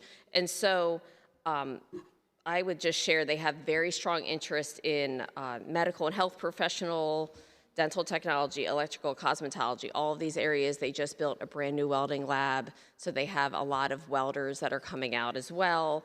In fact, they added a welding teacher, an electrical teacher. They're considering adding another teacher this year, but space is their most scarce resource. So they try to literally take every space and make sure they can fit some type of program in it, which I appreciate, but, and I'm glad that you had shared that a lot of districts are trying to mitigate by creating programs and doing things within their districts, but for this existing CTC that's servicing 4 school districts in Bucks County, like what are their options at this point? Is there anything in this budget that is going to help them right now? Or is there anything that we should be working on here to help support them so we can get more kids connected to the things that they want to be doing and to fulfill their dreams? Yeah, the dramatic increases in career and tech funding certainly are going to assist here. But like you, I am always particularly concerned about students saying, for example, I'd like to be an electrician or I'd like to be a welder, and they're met with, sorry, that program's closed, how about becoming a diesel mechanic? And it occurs to me every time I hear about wait lists that we're changing the trajectory of a child's entire life because there's not enough room. When I was talking about what was happening with some different CTCs earlier, I was actually talking about things like what Bucks County CTCs can do. They can say, just as an example, that they wanted to have a general education program for students who want to become teachers. Well, that's not really intensive in equipment and could certainly fit in any school district. So what I've seen CTCs start to do is say, it's our program, our CTC's program, it's our teacher, but we're going to teach it in that school district because they have availability of space for us. And so that's a way to say we're not going to sacrifice in rigor, we're not going to sacrifice the quality of the program, and that school district doesn't have to do anything other than open their doors and maybe say we're going to have one more bus a day come to this location. So that's one thing that I think we can do. Another inventive thing that I've heard recently is related to the NOCTI exam, which is the exam that's taken at the end of a student's program. Right now, the statutory language is that they have to take that in 12th grade. Well, what if they could take it in 11th grade because they finished their program in 11th grade? Are we now suddenly freeing up space to allow more students to come in? I think the answer to that is yes. And it doesn't mean that the students who finish in 11th grade have to now go find something to do back at their home district. It's possible there's plenty of things that we can do with them related to apprenticeships and the like. I'm equally excited about this. Yeah, no, and I appreciate you trying to just think outside the box. We've been trying to do that in Bucks County. So changing the NOCTA exam, is that something that can be done through your department, through legislation? Like, how do we? We would need to effectuate that through legislation. Okay. And it could be something allowing the department to grant a waiver for a period of time so that we can evaluate whether or not this is a reasonable thing to do. Although, even as I heard myself just say that, anytime you're kind of piloting, it makes it difficult to move an entire sector. So they might not want to make big changes if they think that it's something that could go away within 5 years. But allowing the department to provide waivers to that would be something that I think would be a reasonable next step and something we should definitely investigate. Okay, thank you. And I have a question, but could I just read it and then you can respond? Or I could send an email afterwards, but I just had, Mr. Chairman, I have like 30 seconds, thank you. So I noticed that— I just want to say that that's twice for you. So I just want to be clear, for you, so everybody remember, I'm balanced. Representative you have been balanced. You've been very, very generous to me in particular, so there thank you go. All right. Really quick, if you can respond after this, I'd appreciate it. Sure. I'm trying to just learn more about, I saw that you had 2 CTE program goals. One is to ensure equity inclusion in PDE-approved CTE programs, and 2, expanding career pathways that support multiple exit and reentry opportunities. I just wanted to know what those goals meant. If you could give me some examples of what that actually is, what you're trying to accomplish, and how that can help us with the exact conversation we just had about CTEs and trying to get the wait list under control. And so I don't want to take any more time. Thank you, Mr. Chairman. Thank you very much for being here. Thank the gentlelady, Representative Khan. Thank you, Mr. Chairman. Thank you, Secretary Rowan. Thank you for your team. So 2 questions. First, over the last 3 years, this House majority has prioritized education. Something that my father, when he moved here from Pakistan, he talked to us about, to his family, about the importance of education and investing in education. And that's what we've been doing here in the Commonwealth. I believe over the last 3 budgets, we've invested over $3 billion in additional funding for our students to make sure they can get a thorough and efficient education. In Philadelphia, that's about $500 million. And I've been hearing from our superintendent and from students the impact that this money has had. Can you talk about what you've been seeing over Pennsylvania from teachers and from students and from parents about the impact of this historic funding that we've been able to get over the last 3 budgets? Not only can I would love to. Because we're seeing for the first time having this predictable funding, that school districts know what they're going to receive, and in any particular year, they recognize that they're going to be able to fill open teaching positions and not fill them with substitute teachers or people who aren't highly qualified. And instead, they're going to be able to employ those teachers. They know that they're going to be able to reduce class sizes because even somebody who isn't a classroom teacher can understand that maybe having 15 sets of eyes on you instead of 30 sets of eyes on you would allow you to better personalize the education that's needed. School districts are able to send more students to CTCs to engage in career and tech education than ever before. There's a tuition cost to doing that, and instead of focusing on the tuition cost, now they're able to say this is what's right for this child, and we have the funding now to make that happen. And when we start to prioritize things like that over trying to scramble to find money and having that deficit mindset, we're going to see great outcomes. And we're already seeing some of those outcomes. As I mentioned earlier, in graduation rates going up for 3 years in a row, and our math test scores going up for 3 years in a row, and English language learners doing better than ever before. All of these things, all of these pressures together are creating a better Pennsylvania for us now and in the future. That's great to hear. I also wanted to talk about pre-K. I know that this governor has prioritized increasing funding for pre-K counts and making sure that we're making this investment in our children. We recently had a policy hearing about universal pre-K. I have a bill with Representative Sean Doherty from Philadelphia that would expand what we have in most of Philadelphia, which is a pre-K program that's high quality pre-K, available to all students free of charge. And we've seen from the research that the students that are in this program are better prepared for kindergarten, sort of levels out the students that are coming in. They're better behaved, they're doing better in school. Can you talk about the impact of expanding pre-K so that the entire Commonwealth could have universal pre-K? What that would look like if we were able to do that here in the Commonwealth? Wow. Talk about dreaming big. Well, you're right on. We know that if we have students who are engaged in high-quality pre-kindergarten programs, that not only will they do better in school, but they're more likely to graduate. And they longitudinal studies have even gone as far as to say that there's higher lifetime earnings. So when you talk about a return on investment, to say let's make a high-quality pre-K available for all, certainly there's a multitude of benefits.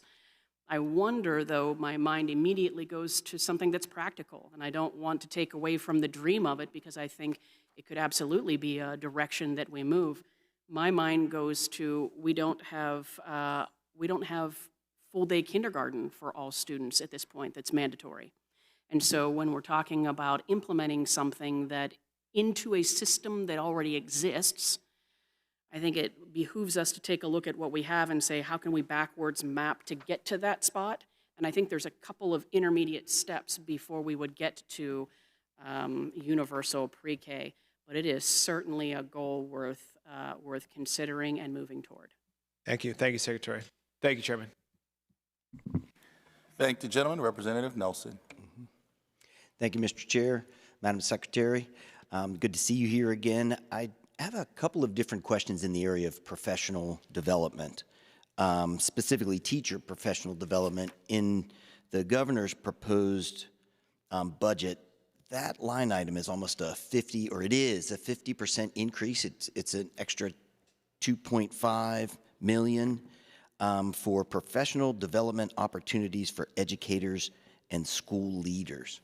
Can you provide a little bit more details on, my wife's a second grade teacher, you know, that they do a lot of training. What are there new standards that, you know, how is this money going to be spent? Sure. So well, maybe with a second grade teacher, we should talk about professional development in the area of cursive writing, right? Something that a lot of our teachers didn't have when they went to school and now are going to be teaching.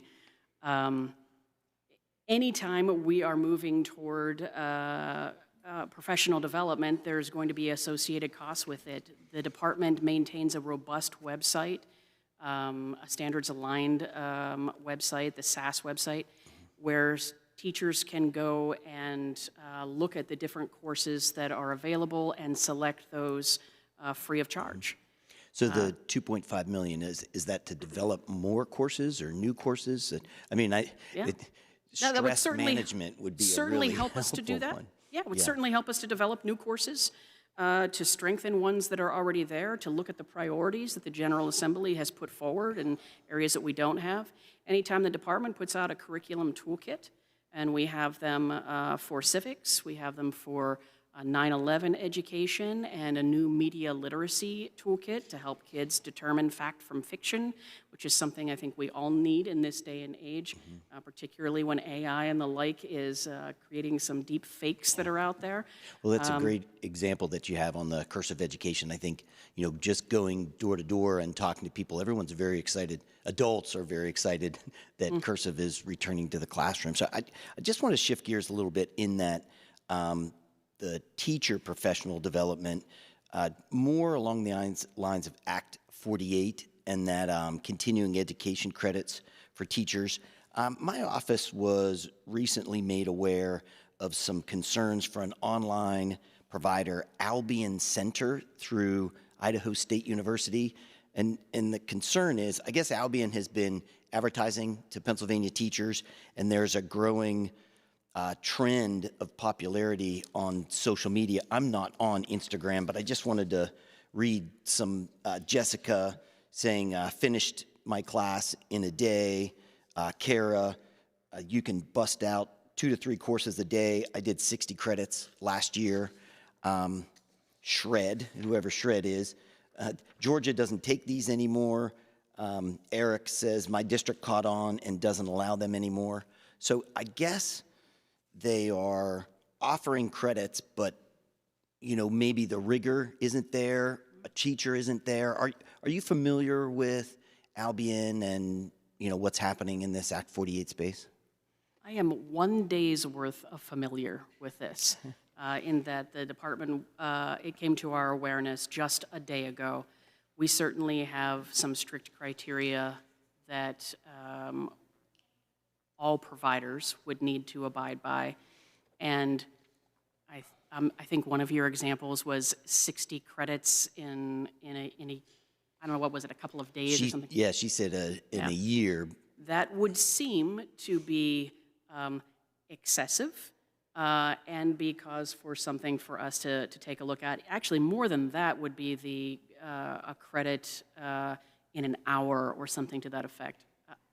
Yeah, what I would want to do is say, first, let's look at this and make sure that what they're saying and boasting is actually true and that we understand what they're saying. Are they saying like 1 college credit hour, or are they literally saying 1 hour?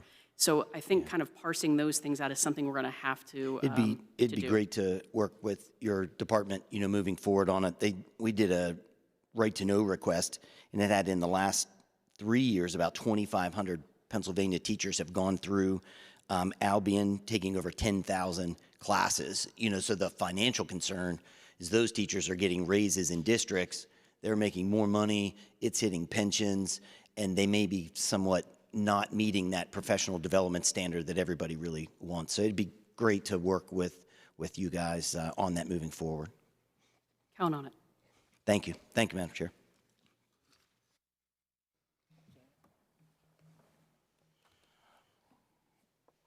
Representative Curry.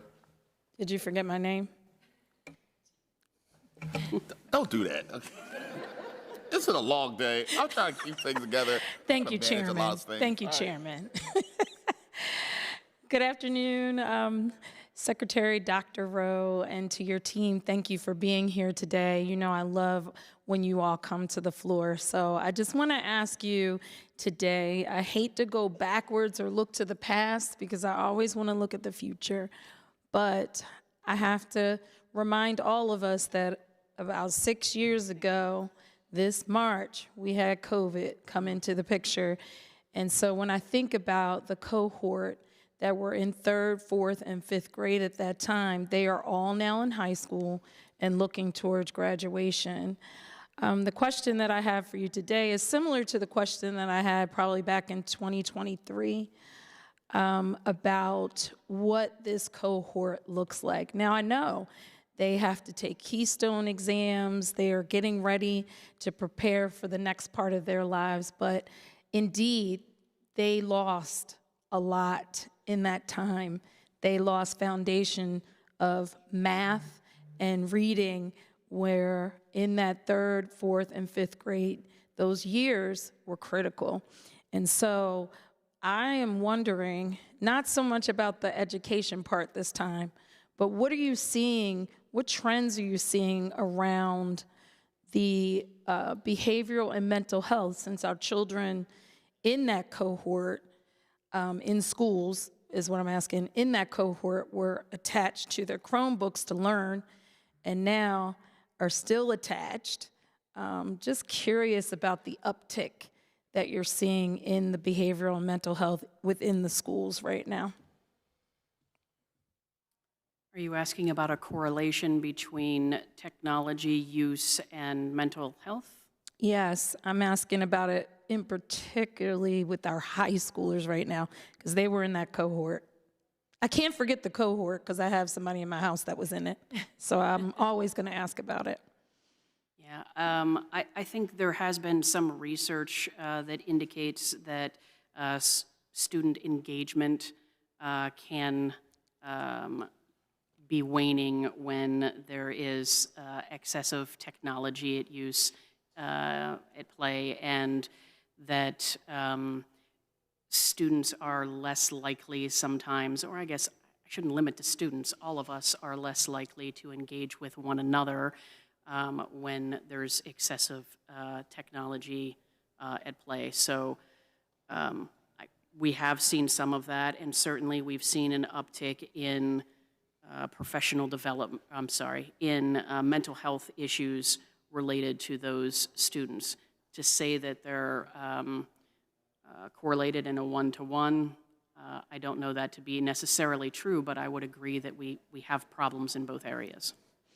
Well, I would love for PDE to kind of look at that cohort. I'm still very interested in them, both educationally and for their mental and behavioral health. But I do also want to bring your attention to my own very school district, William Penn School District, who was the lead plaintiff in the school funding lawsuit. Our remaining adequacy gap is almost $23 million. So we are only 21% of the way to closing the gap.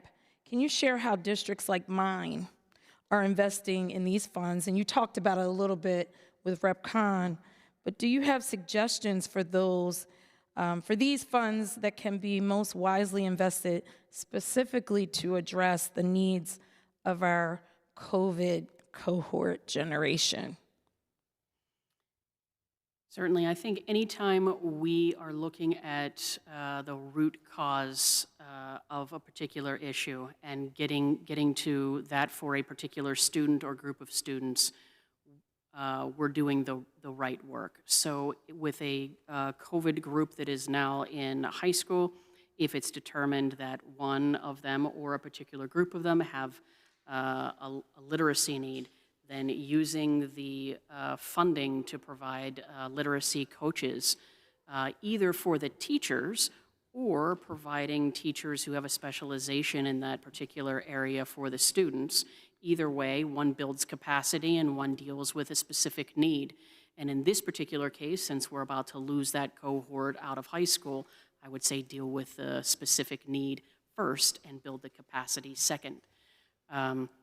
I think that would probably be the best use of the funds that schools are receiving. Working on issues of engagement. So again, I know we talked a lot about CTC or CTE today.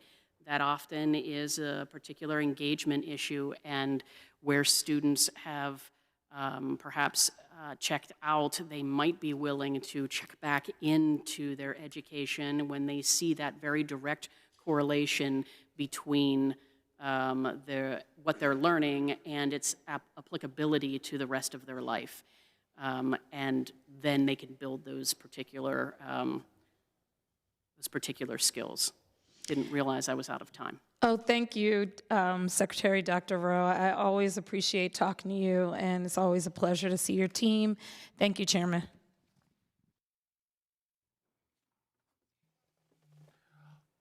Thank the gentlelady, Representative Krupa. Thank you, Mr. Chair, and thank you all for being here this afternoon. Governor Shapiro noted, and I'm going to pause for 1 second. If I politely interrupt you, it's because I have two different questions and I only have 5 minutes. Governor Shapiro noted in his budget address that public school enrollment is declining statewide, with kindergarten classes now significantly smaller than graduating classes. And we're really seeing that in my district. I represent the 51st House District in Southern Fayette County. My 3 school districts are Albert Gallatin, Uniontown, and Laurel Highlands, and they've all recently have had discussions about closures and consolidations within the district. 2 of them within the last week or 2 have been on the news because of school board meetings on these topics. One school in particular is even circulating a petition to take their elementary school to the neighboring, to try to redistrict into the neighboring school district if that elementary school would be closed. I want to be clear that I am a firm advocate for local control on these issues.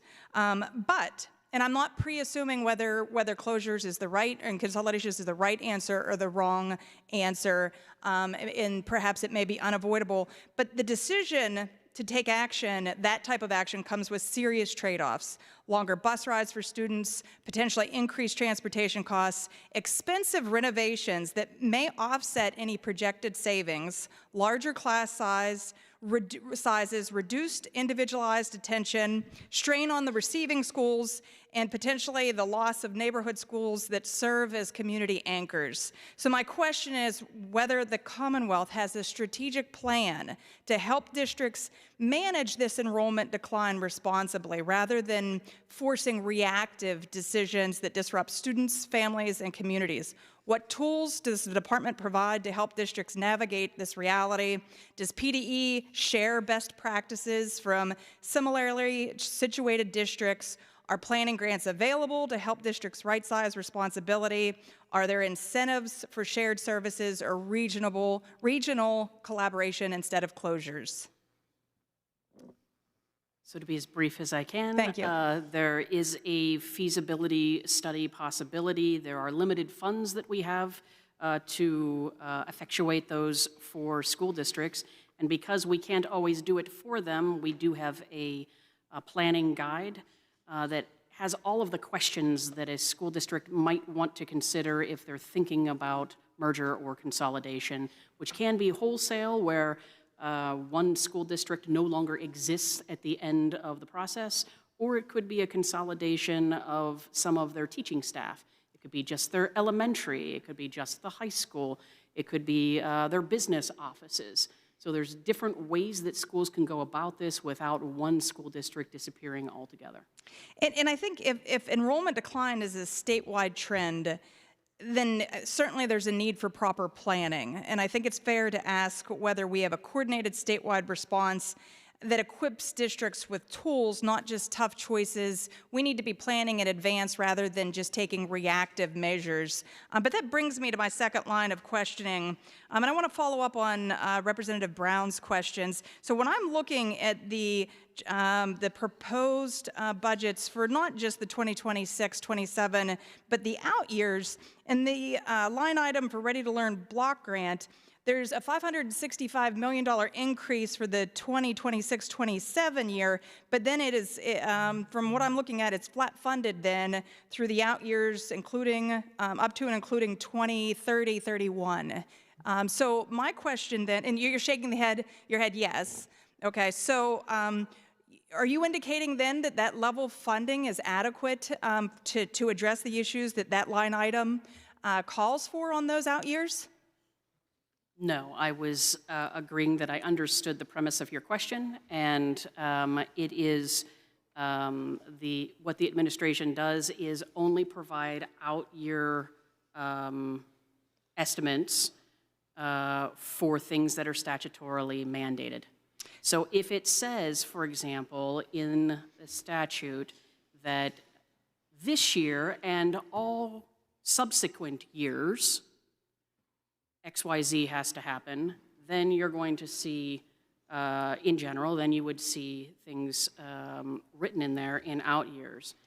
That it doesn't happen to be the case with the funding that you're talking about. The yellow light's on now, so I just want to add that the Pennsylvania Constitution and the Administrative Code require not just a balanced operating budget for the ensuing fiscal year, but there's a financial plan for not less than the next succeeding 5 fiscal years. And in the code specifically, it's an actual or estimated operating expenditures that has to be based on reasonable detail. Do you disagree that just level funding is inadequate to provide that type of reasonable detail that we need for appropriately to plan those years out? I agree that reasonable detail is necessary, and I also understand that any subsequent budget is a negotiation between the General Assembly and the administration, and that only things that are mandatory are done in out years.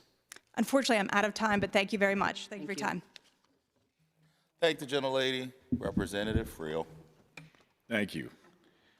Secretary Rowe, appreciate it. I have two questions. One, I think the easier one first is, recently visited a CTE center, and very impressive. It's really great that we're getting our high school kids prepared to enter the workforce right out of school.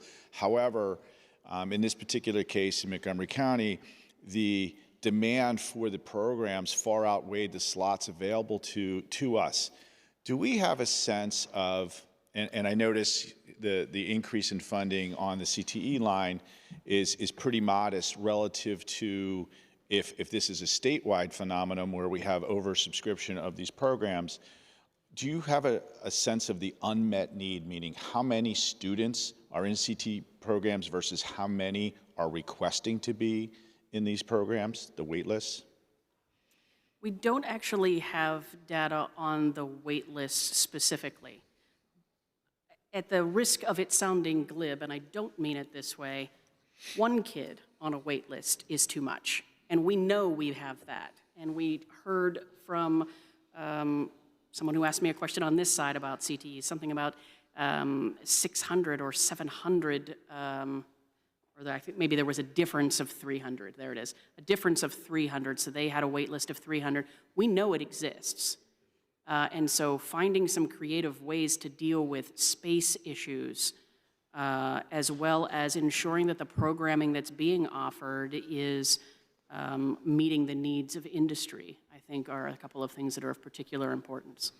Well, I would just suggest that if we could, finding out what those wait lists are and how many kids and what those programs would cost would be helpful to this body to judge what resources are needed to fill those gaps, because relying on anecdotal information like 300 there or 125 at the one I visited, it's great, but it's anecdotal information, and you guys are in the best position to collect that data and provide us with a roadmap on how we can close that gap and provide more opportunities for students to enter the workforce, fully trained with the resources that we have out there. So is that something we could ask you guys to do? I think there's one piece of information that I'd like to let you know, and that is that the department isn't allowed to independently require schools, including CTCs, to give us information that already isn't mandated. And so in order for us to collect that piece of information, we would need the General Assembly to require that of the department, and then certainly we would get it for you. Anything we would do other than that would be voluntary. Now, I do think that CTCs would or the majority of them anyway, would participate, and certainly to that degree we can do it, but we can't mandate it, just so you're aware of that. No, understood, but it would be great if we could have that effort. So I'm going to switch gears on you a little bit. We've had, we have different populations, obviously, in our schools, and some of our schools have, and we see it as immigration enforcement has gone up. We have populations that are very vulnerable to the immigration enforcement.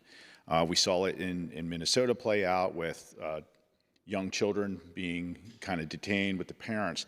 However, we just saw it in Pennsylvania, Joe Webster's area last week, where a bus was held for over 40 minutes while there was an ICE immigration enforcement operation. What can PDE do to inform schools or train schools on what are the rules regarding bus stops and places where parents are going to pick up kids, whether on school property or at the bus stop? And is there any help that PDE can provide for the trauma, because it's very dramatic for the kids. Even though maybe mom or dad's being targeted, all the friends on the school bus are watching somebody's parents being pulled away. that's an active trauma. And what can PDE do to help our schools navigate this with the classes? So the department did issue a Dear Colleague letter that gets to the heart of your question. It suggests, because school policies are handled at the local level, it suggests several things that schools can do in communication and in concert with their school board, their school solicitor, and in their unique context to deal with this issue. It would be things like understanding what your policy is, understanding what the procedure is, making sure that you're doing training for your staff, because if you have it written in a policy manual that something is supposed to happen, but you don't train the person who's answering the door on what they're supposed to do, then you have particular problems. I also encouraged in the Dear Colleague letter school districts to think about having their emergency contact information updated in the event that a parent is detained during the school day and the student remains at the school. Do they have adequate information to make sure that that student gets to another family member? So there's lots of things like that that schools can do so that they can begin to prepare for the possibility of something like this happening, and without the department putting our values onto school districts. We're simply saying these are some things that you should think about. Thank you for your time. Thank you, Chairman. Thanks, gentlemen. Representative Mustela. Thank you, Mr. Chairman. And Secretary, very nice to have you today. I just have some questions with regard to dual credit innovation grant program. But before that, I just want to thank you. I will not be able to be there on Monday when you honor Kim Lockheiser, one of my good friends, on March 9th for the RISE Award that she was awarded. I believe this is the second time, 2 in a year, both teachers, both reps from Butler, so very proud of that. So obviously my question is going to center around the center of the universe, which is Butler County. But, correct. But yeah, I do have some questions about the dual credit innovation grant program. Who in your department is responsible for administering this program? Well, the practical aspect of it is handled by our department, our higher education deputate. And do you have your own committee that oversees these applications that come in? Yes, we have a team within the deputate that reviews them. And how many members are on that team? It depends on how many applications that we get in. We have 2 reviewers per application. And then if scoring is within a certain parameter, we request a 3rd review to make sure that if one score was 10 and another score was 90, that we have a 3rd score to see where the discrepancy was and the 2 reviewers that reviewed that application. So you have 2 reviewers, and then what's the scoring committee? And then what, I'm sorry? And then you said you have 2 reviewers that review each application? No, we have about 30 reviewers that might review an application. That specific number just depends on how many applications we get in. How many do you normally get in? So for last year when we launched it, I believe we had 25 applications that came in. So we'd have 2 reviewers per application, and then in addition, so we have anywhere between 40 to 50 reviewers that could be doing that. Is this formula driven, or what is this driven by? There's a rubric that is followed as they go through the application. Can you provide that to us, or is that, okay, great. Because just wanted to know what the criteria is for when the applicants apply. Is it something, because getting back to Butler, I'm sorry to ask this, but my community college was denied their application and really received no reason why, or what deficiency they had, what mistake they made, if they didn't cross a T, if there was not an I dotted, what was the, what were they looking for?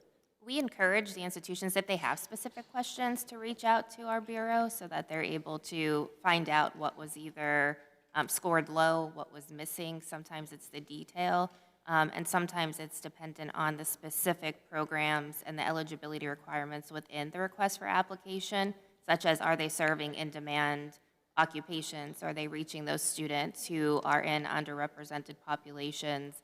And what is the partnership with the school districts in the area to make sure that these students are not only being served, but wraparound services are being provided, and that they're receiving the best quality and academic rigor through these programs. So you said you received 25 applications last year, and how many of those received funding? And how many of those, I'm just curious, were community colleges?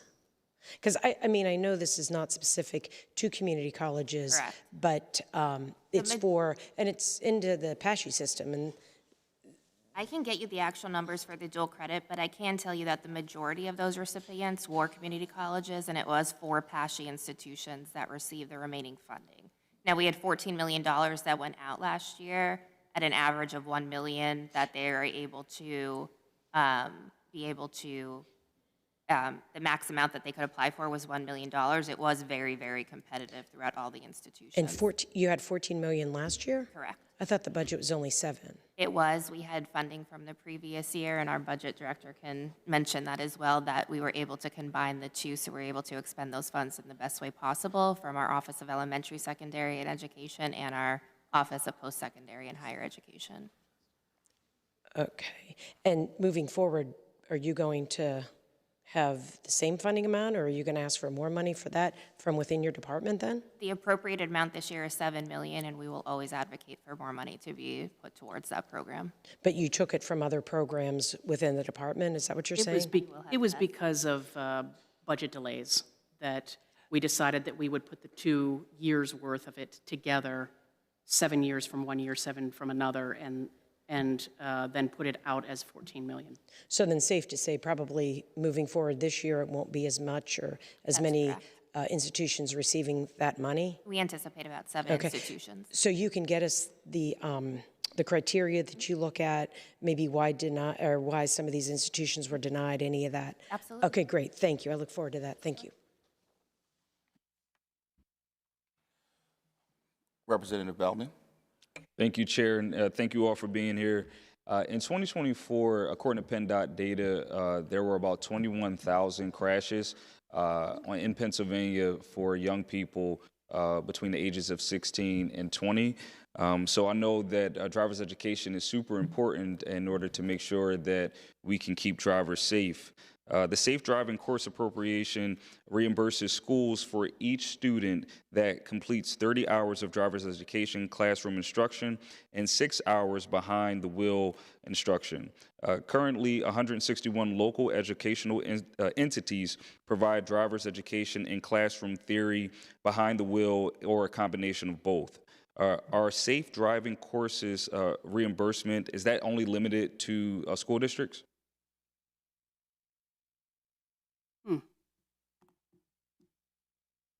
This is going to be my first I don't know. Hold for a second. That's all right. Only school districts?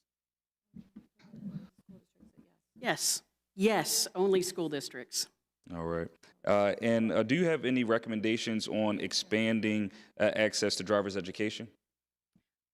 I'm sorry, could you say one more time? No problem. I just wanted to see if you had any recommendations on expanding driver's education instruction. Certainly, I think something that might help to expand it would be dealing with a funding issue related to driver's education, where currently only $35 per student is set aside as far as a subsidy is concerned. That subsidy dollar amount of $35 was set in the 1960s. If you adjust that to current times, it's somewhere around $400 in today's dollars. So I'm not necessarily saying we have to go as high as $400, but on the other side, $35 teeters on absurdity. Right? So if we can, in some ways, work on that, and a simple fix that we might have, and maybe I'm going too far with this, would be to, well, I'm sure I'll find out, would be to put into the statute that PDE would give not less than $35, because that would allow us to say if we have available funds from someplace else that particularly pertains to driver safety, that we would be able to provide more on a per student basis, whereas right now we're limited to $35. So addressing it in its totality, I think, is your best option, but we might have that intermediate step as well. Thank you. I'd appreciate it. You answered the rest of my questions. Thank you. Chair thanks the gentleman and recognizes Representative Rigby. Thank you, Chair. Secretary, thank you for being here. There's been a push here in Pennsylvania and nationwide to ban cell phone use in schools. The data on detrimental impact of cell phone use among youth is startling. Since the early 2010s, when smartphone ownership among teens skyrocketed from 23% to 73%, according to the Pew Research, rates of depression, anxiety, and suicide among adolescents have surged. The suicide rate of children between the ages of 10 and 14 has tripled since 2007, according to the CDC. In addition, half of all teens say they've experienced cyberbullying at least once, according to Pew. It's also been reported that 72% of high school teachers report cell phone use as a distraction in the classroom. Academically, schools have been, performance has declined. Math and reading scores began dropping for the first time in 20 years in 2012, according to the National Report Card, or the Nation's Report Card, I'm sorry. The same period that marked the rapid rise of smartphones and social media use among teens. According to national surveys, 74% of adults and 90% of teachers favor prohibiting cell phone use during class time, while 75% of teachers support bell-to-bell bans. Now, while banning cell phones won't have a direct impact on the budget, given the rise in mental health issues, it seems there is some correlation between the increased spending on mental health and cell phone usage. So my question to you would be, do you have an opinion on banning cell phones in schools? And yes or no, for whatever reason, if you could share your reasoning for that. Thank you. Thank you for the question. I think the governor has indicated that he is interested in signing any bill that comes to him that bans cell phones in schools. You touch on a lot of the issues that we're seeing in schools, and the one that there's several that stand out, but one of them that can be directly correlated, you can see it in any classroom, or for that matter in any boardroom, would be the distraction element. The amount of notifications that we receive from the apps that we have on our phone, and the same thing occurring with students can be problematic when we're wanting students to engage in the content. Even I have my cell phone sitting here face down and haven't dared to look at it one time. But you know, it would be an interesting experiment for all of us to know, like, how many things did we miss? You know, how many phone calls did we miss? How many text messages did we miss? And yet life goes on and it's fine. And this engagement was much more important than anything I would see here. So providing that same type of instruction to our students to say it's going to be okay if you set your cell phone aside, whether that's in one of the bags that have been suggested or not bringing it at all, whichever works according to any bill that's passed. I think we're going to see engagement go up, and that's what's most important to me. Well, thank you very much. And that's what I've followed up with the response where they've done this. They've seen grades have gone up, mental health issues, fighting, all these things have declined in the classrooms and in the schools. So it certainly looks like a positive. Thank you. Chair thanks the gentleman and recognizes Representative Mays.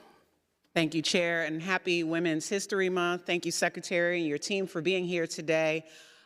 Long before I became a member of the House of Representatives, I've been an advocate for healthcare and young people. So my question today is about access and availability of comprehensive sexuality education in our school districts across the Commonwealth.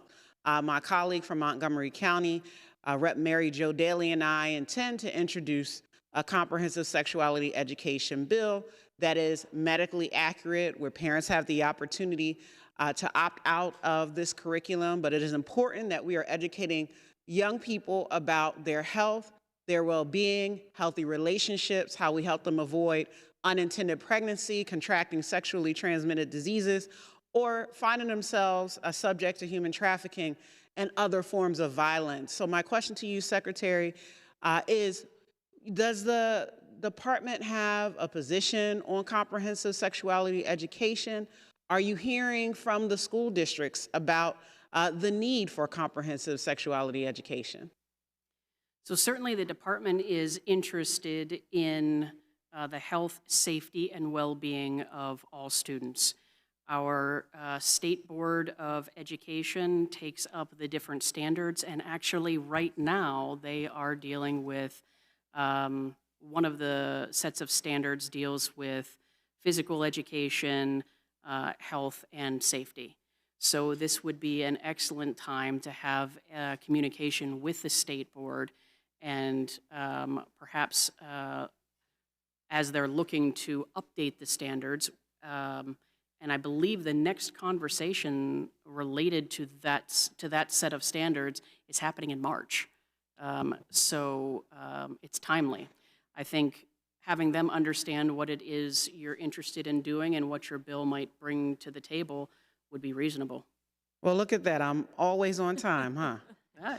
Well, I appreciate that. I'm hearing from so many stakeholders, young people. I'm hearing from teachers and parents, as well as comprehensive sexuality educators about their concern around the present and future of the health of young people in our Commonwealth. So I will look forward to working with all of you. This is a bill that is long overdue, and our young people need as much support as possible as they transition from childhood to adolescence and into adulthood. Thank you, Chair, and thank you, Secretary. Chair thanks the gentlelady and recognizes Representative Barton. Thank you, Mr. Chairman, and thank you, Secretary Rowe, for being here, and certainly this wonderful team you have with you. Secretary Rowe, I want to just get back to a topic that you've talked about through, I think, 3 or 4 of my colleagues now. So would you agree that the Commonwealth Court mandated that the General Assembly needs to spend more money on pre-K through 12 education in that 2023 court case? I would agree that the court found that Pennsylvania was unconstitutionally funding its K-12 system. Okay.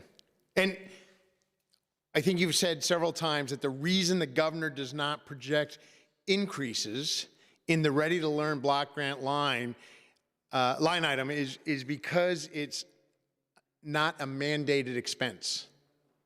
So just help me, because I'm confused. Providing adequacy funding as a court rule mandated or not? So I was specifically talking about the statutory language. For example, you'll see in certain areas where a particular funding stream is required this year and in all subsequent years, like it's written into that. And so in those cases, that's where you're going to see that funding be projected out. At least this is my understanding of what is projected out and what is not. So what does the court say? Do we have to fund this or not? The court indicates that that we were unconstitutionally funding schools. Then the Basic Education Commission, Funding Commission, took up the mantle of determining which schools and the level of funding that would be required moving forward. Okay, thank you, Secretary. The chair thanks the gentleman and recognizes Representative Guzman. Thank you, Mr. Chair, and thank you all for your time this afternoon. Madam Secretary, I represent the city of Reading, which has the unique distinction of being the school district with the largest adequacy gap in the entire Commonwealth. And to my colleagues' earlier point here, just to the last questions, the court decided that our system was unconstitutional because it discriminates based off of property wealth. And I believe that this budget and all the previous budgets has helped us try to fix what has been a broken system. And let's not also forget that it has been this body that has defunded and unfunded school districts like mine over the last decade. And of course, you have politicians in this building who want to blame working families, but in fact, it was this body and this General Assembly that has failed to live up to its duty to properly fund school districts like mine in the city of Reading. So with that being the case and that out the way, Madam Secretary, I was one of those kids that grew up not in the Reading School District, and I remember going to school and not having anything to eat. Going to school during the morning times and spending 8-hour days with no food in my stomach. And usually when I would go to school, the one time a day that I would eat would usually be during lunch. And so I know over the last couple of years, we have funded breakfast programs here in the Commonwealth. I want to give you an opportunity to highlight what those investments mean, not just for the kids of the city of Reading, of which I represent, but all the kids across all 67 counties. What does it mean when kids have breakfast and are able to learn and be able to be engaged in classrooms when they have food in their stomachs? Yeah, you mentioned the gap that exists in Reading, and there are issues related to concentrated poverty throughout our state. We're finding that 63% of schools that are engaged in the National School Lunch Program, or I should say, of the schools that are engaged in the National School Lunch Program, 63% of their students are eligible for a free or reduced meal. That indicates that there is a level of food instability amongst the students. That type of instability in addition to housing instability that we often see. So the governor's plan over the past 3 years and continuing moving forward to provide free breakfast to all students has allowed 92 million breakfasts in the past year that wouldn't have otherwise been free for students to have. So, Madam Secretary, what does that mean? Because I know that's such a big number, and folks hear numbers like that, 92 million. What does that mean for individual people or individual kids like those that go to the city of Reading and go to the Reading School District? That means that a student who is coming to school isn't going to have to wonder where their next meal is. That next meal they know is going to be provided for them at the school so that they can have their basic needs met and they can be ready to meet the challenges in the classroom. None of us, myself included here at 20 after 4, do well when we're hungry, right? Let alone a student who can't actually do the planning for themselves, right? They need to rely on their parents and the adults around them to actually provide that food for them, and that's what this program does. It allows them to not have to wonder when they're going to get to eat again because it's going to be there. And is it your opinion that this investment will pay dividends in the years to come? Absolutely. It's going to allow kids that would be otherwise distracted by rumble in their stomach and those hunger pains to actually focus on what's being presented to them in the classroom so that they can take those next steps and claw themselves out of poverty by using education as its great equalizer. And we thank you, and we thank the governor for that investment. On switching gears very quickly, because of course, while we're highlighting this positivity of school meals and making sure that kids aren't in classrooms hungry, on the flip side, though, in the city of Reading, we are dealing with an issue of chronic truancy and chronic absenteeism. In fact, about 1,000 students in the city of Reading are labeled chronic absenteeism, which is chronic truancy, which means that they're missing about 10% of their classrooms over the 180-day classroom period. And so I'd like to hear what the department doing to help identify and support chronic truants, not just in the city of Reading, but all across the Commonwealth, because we know that chronic truism doesn't just, it runs in families and it runs over multiple generations of families. And so what is your department doing to help identify and support those students of chronic truancy?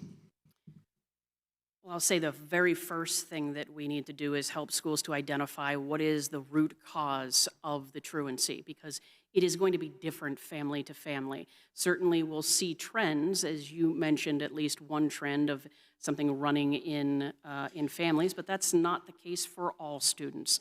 So determining what that is and what it's going to take to get that student back in school. Is it that the student needs to get a younger brother or sister off to school, and so they're staying home so that they can make sure that a younger kid actually gets to school on time? Does it relate to the family needing a student to provide additional income so that they can make sure that they have food on the table and have the lights on and have a stable place to live? Does it deal with the student actually believing that what they're doing in school doesn't pertain to what they're going to do in life? And so we need to draw that connection between the two things in a more concrete way for them. Let's find out what the root cause is and then work on that as opposed to just saying, you're truant, we're taking you to the district magistrate. I'm looking forward to working with you on a solution to that. Thank you, Mr. Chair. The chair thanks the gentleman and recognizes Representative Devanzo. Thank you, Chairman, and thank you, Secretary Rowe, for being here today. I want to touch on a topic that Representative Rigby had brought up, and it's the cell phone use in the schools. I don't know that PDE deserves this issue, but it's kind of fallen on your lap with the phones, right? And it's a very sensitive issue because once we remove the cell phones from the classrooms, we have that mental health issue. You know, kids think differently when that phone's hanging on a wall. Kids think differently whenever that phone is at home on a counter.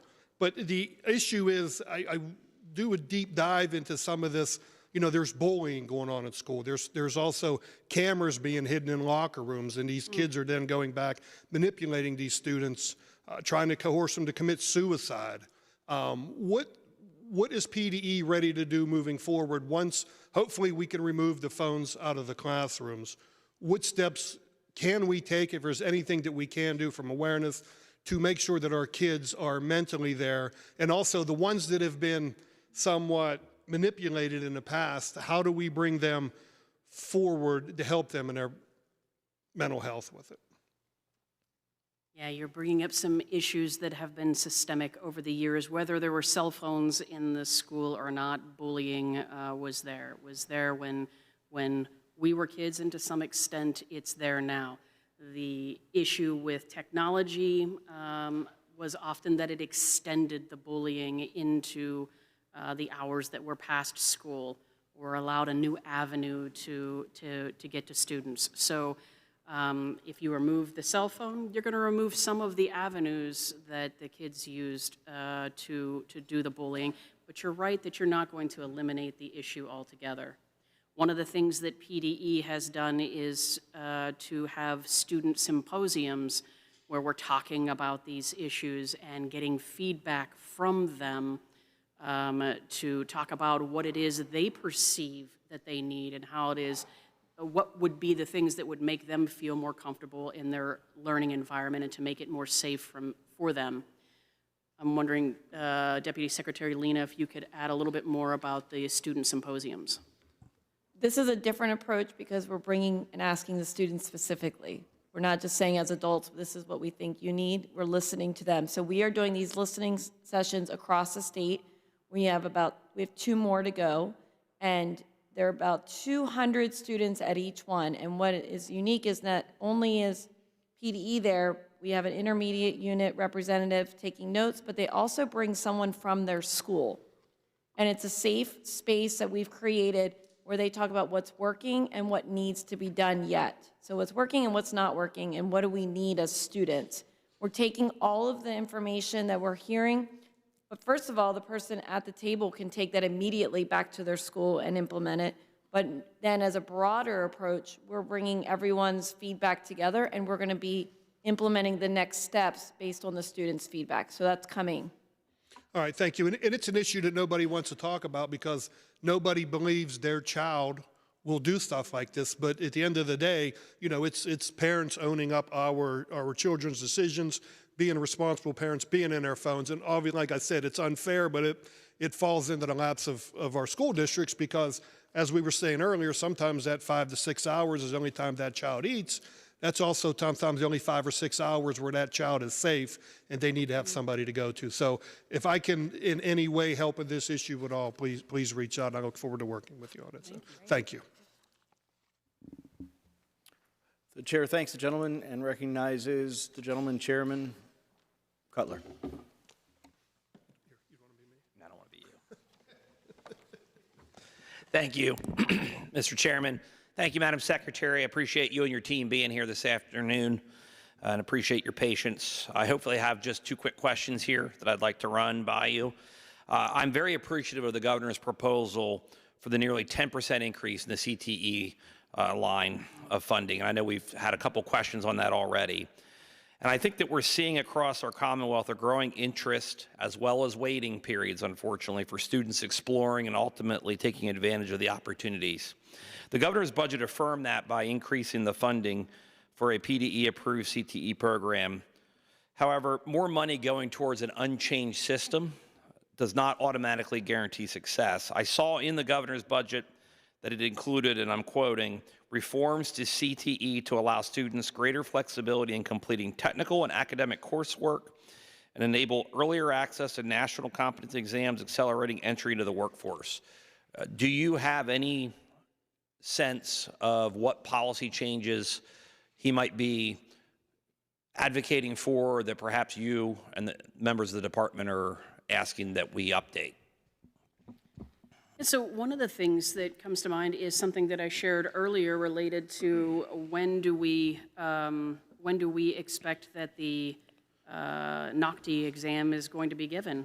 It's reasonable that I should say, it perhaps is unreasonable to make students wait until their 12th grade year for no good reason. Right? If they have finished their coursework in 11th grade and can take the test at that point, that should be something that we look into, and I'd be interested in hearing from career and tech centers and others who are involved in this work to make sure that my logic isn't faulty in that way. But that would be one policy change that could effectuate a major difference in this area. Is it your, I know you said originally that the NOCTI exam specifically, you would need legislative authority in order to make that change. Do you have any other areas where you might need legislative updates in order to facilitate that kind of forward thinking? And I'm happy to have the conversation after this. I just wanted to kind of put a bookmark in that if we could. Yeah, I think I would be interested in talking more about it and making sure that for perhaps the deputy secretary or the director specifically related to career and tech has an opportunity to share from a place of experience what policy changes might be useful. Wonderful. I look forward to that conversation. Madam Secretary, additionally, I have not yet seen the governor indicate whether or not he wishes to opt into the new federal tax credit program for individual contributions and scholarships contained in the One Big Beautiful Bill Act. I and the members of our education committee had sent a letter to the governor. Has he indicated to you one way or another about what the plan is to potentially open up those opportunities for many of our students here in the Commonwealth by opting into the federal program? I think I'm cautiously optimistic about the possibilities here. There's a lot of things that are reasonable within the program itself in the specific uses of the funds, for example, that could benefit both public schools as well as private schools. The thing that stands in the way of actually having an answer at this point is that the IRS hasn't put forward the final rules on this matter yet. They did request input from the states and could be private individuals as well. And they are sifting through what was given to them, and then they will put out draft rules. At that point, I think we'll have a better understanding of what the actual rules of the program are and whether or not it's something that we should enter into, whether or not it's a good idea that we put in kind of an intermediary of an SGO to make some of the decisions related to education and how the funding will flow or not, as an example. All right. Thank you, Madam Secretary. I appreciate your answer and look forward to working with you specifically on the career and technical world, but also any updates on the tax credit one as well. Thank you. Okay, thank you. Chair thanks the gentleman and recognizes Chairman Schweier. Thank you, Mr. Chairman. We round up in appropriations, so we're going to say good evening to everyone. Thank you all for being here. Thank you for your continued partnership and all of the great work from the department. I know I speak for my colleagues and the members of my committee with a very sincere thank you for all that you do. Appropriations hearings are funny because a lot of times people are drilling down on very specific things, and I certainly understand that. But I want to take a step back. I know it was touched on by one other member. The progress that we have made in the last couple of years, specifically since we incorporated the new adequacy formula through the Basic Education Funding Commission and such, and the way it's moving the needles for students across the Commonwealth. Again, I know we touched upon it briefly earlier, but can we continue to have the conversation about what we're seeing in test scores, graduation rates, and those sorts of things? Sure. We can start with the four-year graduation cohort rate. We've seen that increase for the third consecutive year. We've also seen regular attendance. I don't think that that's something that I've mentioned yet. Regular attendance increase for the second consecutive year. So having more students in school engaging in the good, in the high-quality curriculum is begetting that higher graduation rate.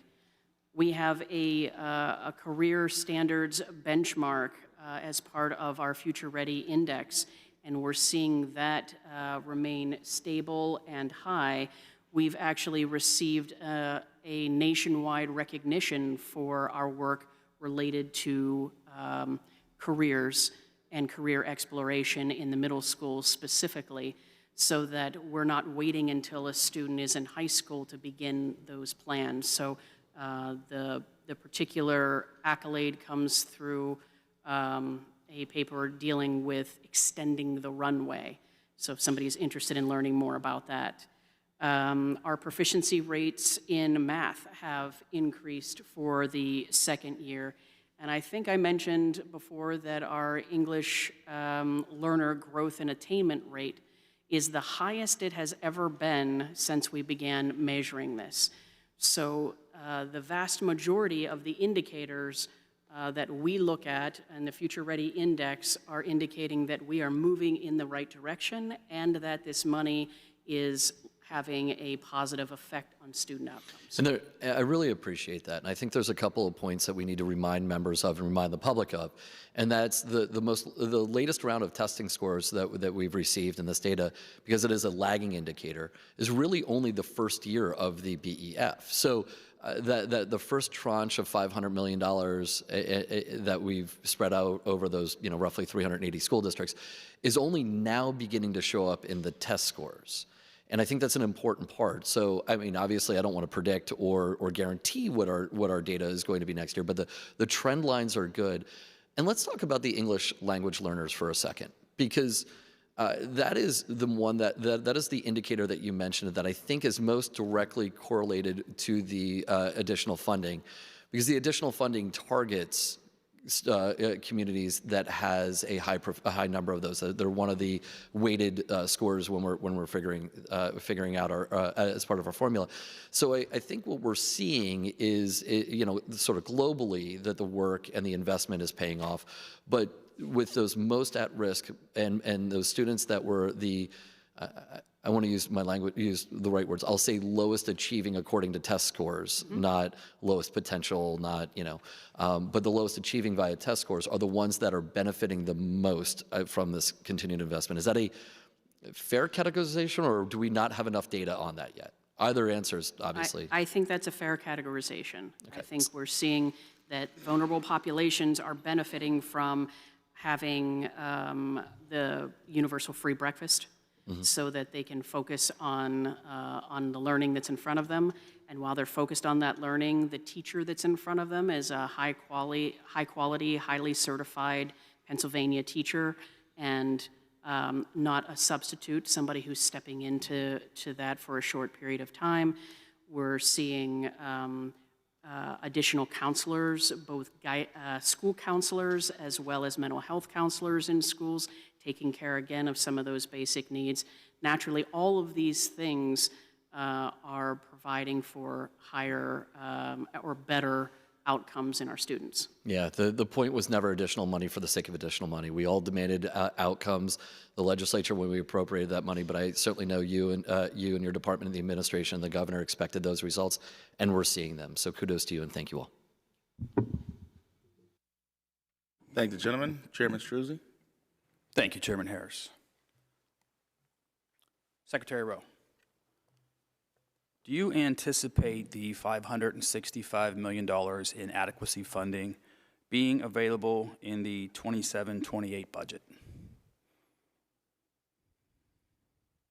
I anticipate that there will be funding made available so that we can continue to close the adequacy gap.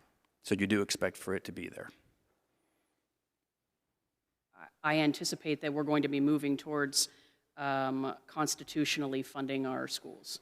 And the Basic Education Funding Commission came up with the list of schools and the dollar amount, and it would seem that all indications are that's what the General Assembly is moving toward. So the answer is yes, it should be shown in the 27-28 budget, at least in the outlying years. I see where you're going now. In the statutory language that currently exists, does it say in this year and all subsequent years? So we should expect to see that in the budget items that we have in front of us now, yet we don't. So, thank you. The point is, we're looking at a budget proposal that's $53 billion, right? Far exceeding our expected revenues by about $6.4 billion. The governor proposes draining our emergency stabilization fund by about $4.5 billion and completely draining our reserves. And yet, there's nothing shown in the outlying years when we know that funding is necessary, is expected to be there. Is that not misleading at best? I think that the negotiation between the General Assembly and the administration is what is most important, and that neither side is presuming what the other will do, but rather working forward in good faith with each other. I think you understand our concerns, though. You mentioned predictability for these school districts, and I think at a time when we know our revenues aren't going to meet the spending proposal and we're draining down our reserves, to show that that funding isn't going to be accounted for in the future, I think it really creates an unknown for these school districts, when in fact we know it's going to be there, and the governor is saying we're not going to need these increases in the future, yet again, you agree, it will be there. I appreciate your perspective, and I'll be sure to pass it along. Well, thank you. I think we need to be honest about our current physical situation here in this Commonwealth, and education funding, as we noted in the beginning, is a big piece of our state budget. So I think that honesty is necessary looking at the outlying years moving forward. Just to change the perspective here, we had a lot of conversation today about career and technical education, and rightly so. And I do appreciate the visit that you made to the Indiana County Technology Center, I guess it was last year, emphasizing the importance of that. So, as we look at our energy industry growing again here in Pennsylvania, the need for additional skilled labor, the building trades across the board, I appreciate your focus on that, and we want to see that continue as well. I also want to mention, you were there, but I don't think the facility was quite ready yet. The Challenger Learning Center, are you familiar with that? I am not. It is a NASA-administered program that teaches kids STEM education by literally creating a space shuttle experience inside a building. So we've actually constructed that in Indiana County. It's part of the Westmoreland County Community College campus, right next door to the Indiana County Technology Center. They have a slight funding gap. They're ready to bring the simulator in this fall. So I would invite you to come out and see that, and maybe we need to find a way to help them get over that threshold of the additional money they need, which could be somewhere around $750,000 to $1 million. But this is the first of its kind in Pennsylvania, and it will service, I believe, about 18 different counties, bringing kids in on field trips to experience what it's like to actually run a NASA space expedition. So it's really cool, right? And so, then, go ahead. So I hear if I did visit, I'd get to see what it's like to experience that as well as spend time with you. Absolutely, yes. Count me in. The invitation has been given. And then just lastly, as we're talking about, the demographics for K through 12 students decreasing, the increasing cost and funding for education, are you looking at ways to help school districts save money? I hear a lot from my superintendents about unfunded mandates, about a lot of paperwork, red tape they have to go through, particularly around standardized testing and things like that. But are there things that you're looking at to help school districts save money moving forward? Well, related specifically to unfunded mandates, the department does not create the mandates. We simply take whatever the General Assembly puts forward as far as mandates are concerned, whether or not the General Assembly also appropriates funding to go with those mandates, and we implement them in the schools. So I can't necessarily do anything there apart from say that I'm a willing partner with the House and the Senate to take a look at any of the mandates that are out there and advise on which are particularly onerous, either from a time standpoint or from a monetary standpoint. No, I understand that. I meant the things that are under your purview, perhaps, that you could, revisit or look at. I believe there's actually groups working on some of these things to share with PD, to share with us on ways that costs could be reduced. So I know we're way over time. I appreciate that, Chairman Harris, but we look forward to working with you on these issues in the future. So thank you. Thank the chairman. Madam Secretary, I have a real quick line of questioning for you. You were confirmed by the state Senate at the end of last year, correct? I was. After you were confirmed, did you take an oath of office? I did. In that oath of office, did you swear to uphold the Constitution of the Commonwealth of Pennsylvania? I did. Okay. Do you believe in the Constitution of the Commonwealth of Pennsylvania? I do. Okay. Madam Secretary, on February the 7th of 2023, a Commonwealth Court issued a ruling in William Penn School District versus the Pennsylvania Department of Education. Are you aware of that ruling? I am. Would you like to explain that ruling quickly in just a brief overview? What did the judge say?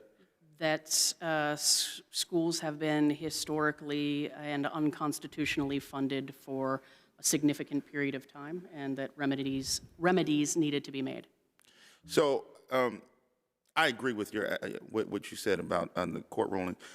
As you look in the court ruling, I think the judge actually also said that our students, they're required to have a meaningful opportunity to succeed, and that basically because of the lack of funding that we were denying our young people that opportunity. Would you agree with that assessment? I would. Seeing that you took an oath of office to uphold the Pennsylvania Constitution, seeing that you said you believe in the Pennsylvania Constitution, seeing as, quite honestly, every member of the General Assembly took an oath of office to uphold the Pennsylvania Constitution, would you say that this General Assembly has a requirement to find itself in constitutionality with regards to the Commonwealth Court's ruling? Yes. Okay. Over the last 2 years, the General Assembly has saw fit to put money into an adequacy bucket. What is the purpose of the funding that goes into the adequacy bucket? It's to fill the gap that exists from that period of time where schools were unconstitutionally funded. So would you say that the money that is being put into the adequacy bucket is our response? Not doing so would keep us into a position where we remain unconstitutional and be violating the order that was given by this judge? Yes, absolutely. Okay. Thank you so much for answering those questions. It would seem to me that this General Assembly has a responsibility, seeing as though all of us took an oath of office to uphold the Constitution of the Commonwealth, and we have a Commonwealth Court ruling that says that we're unconstitutional, and no one appealed the ruling.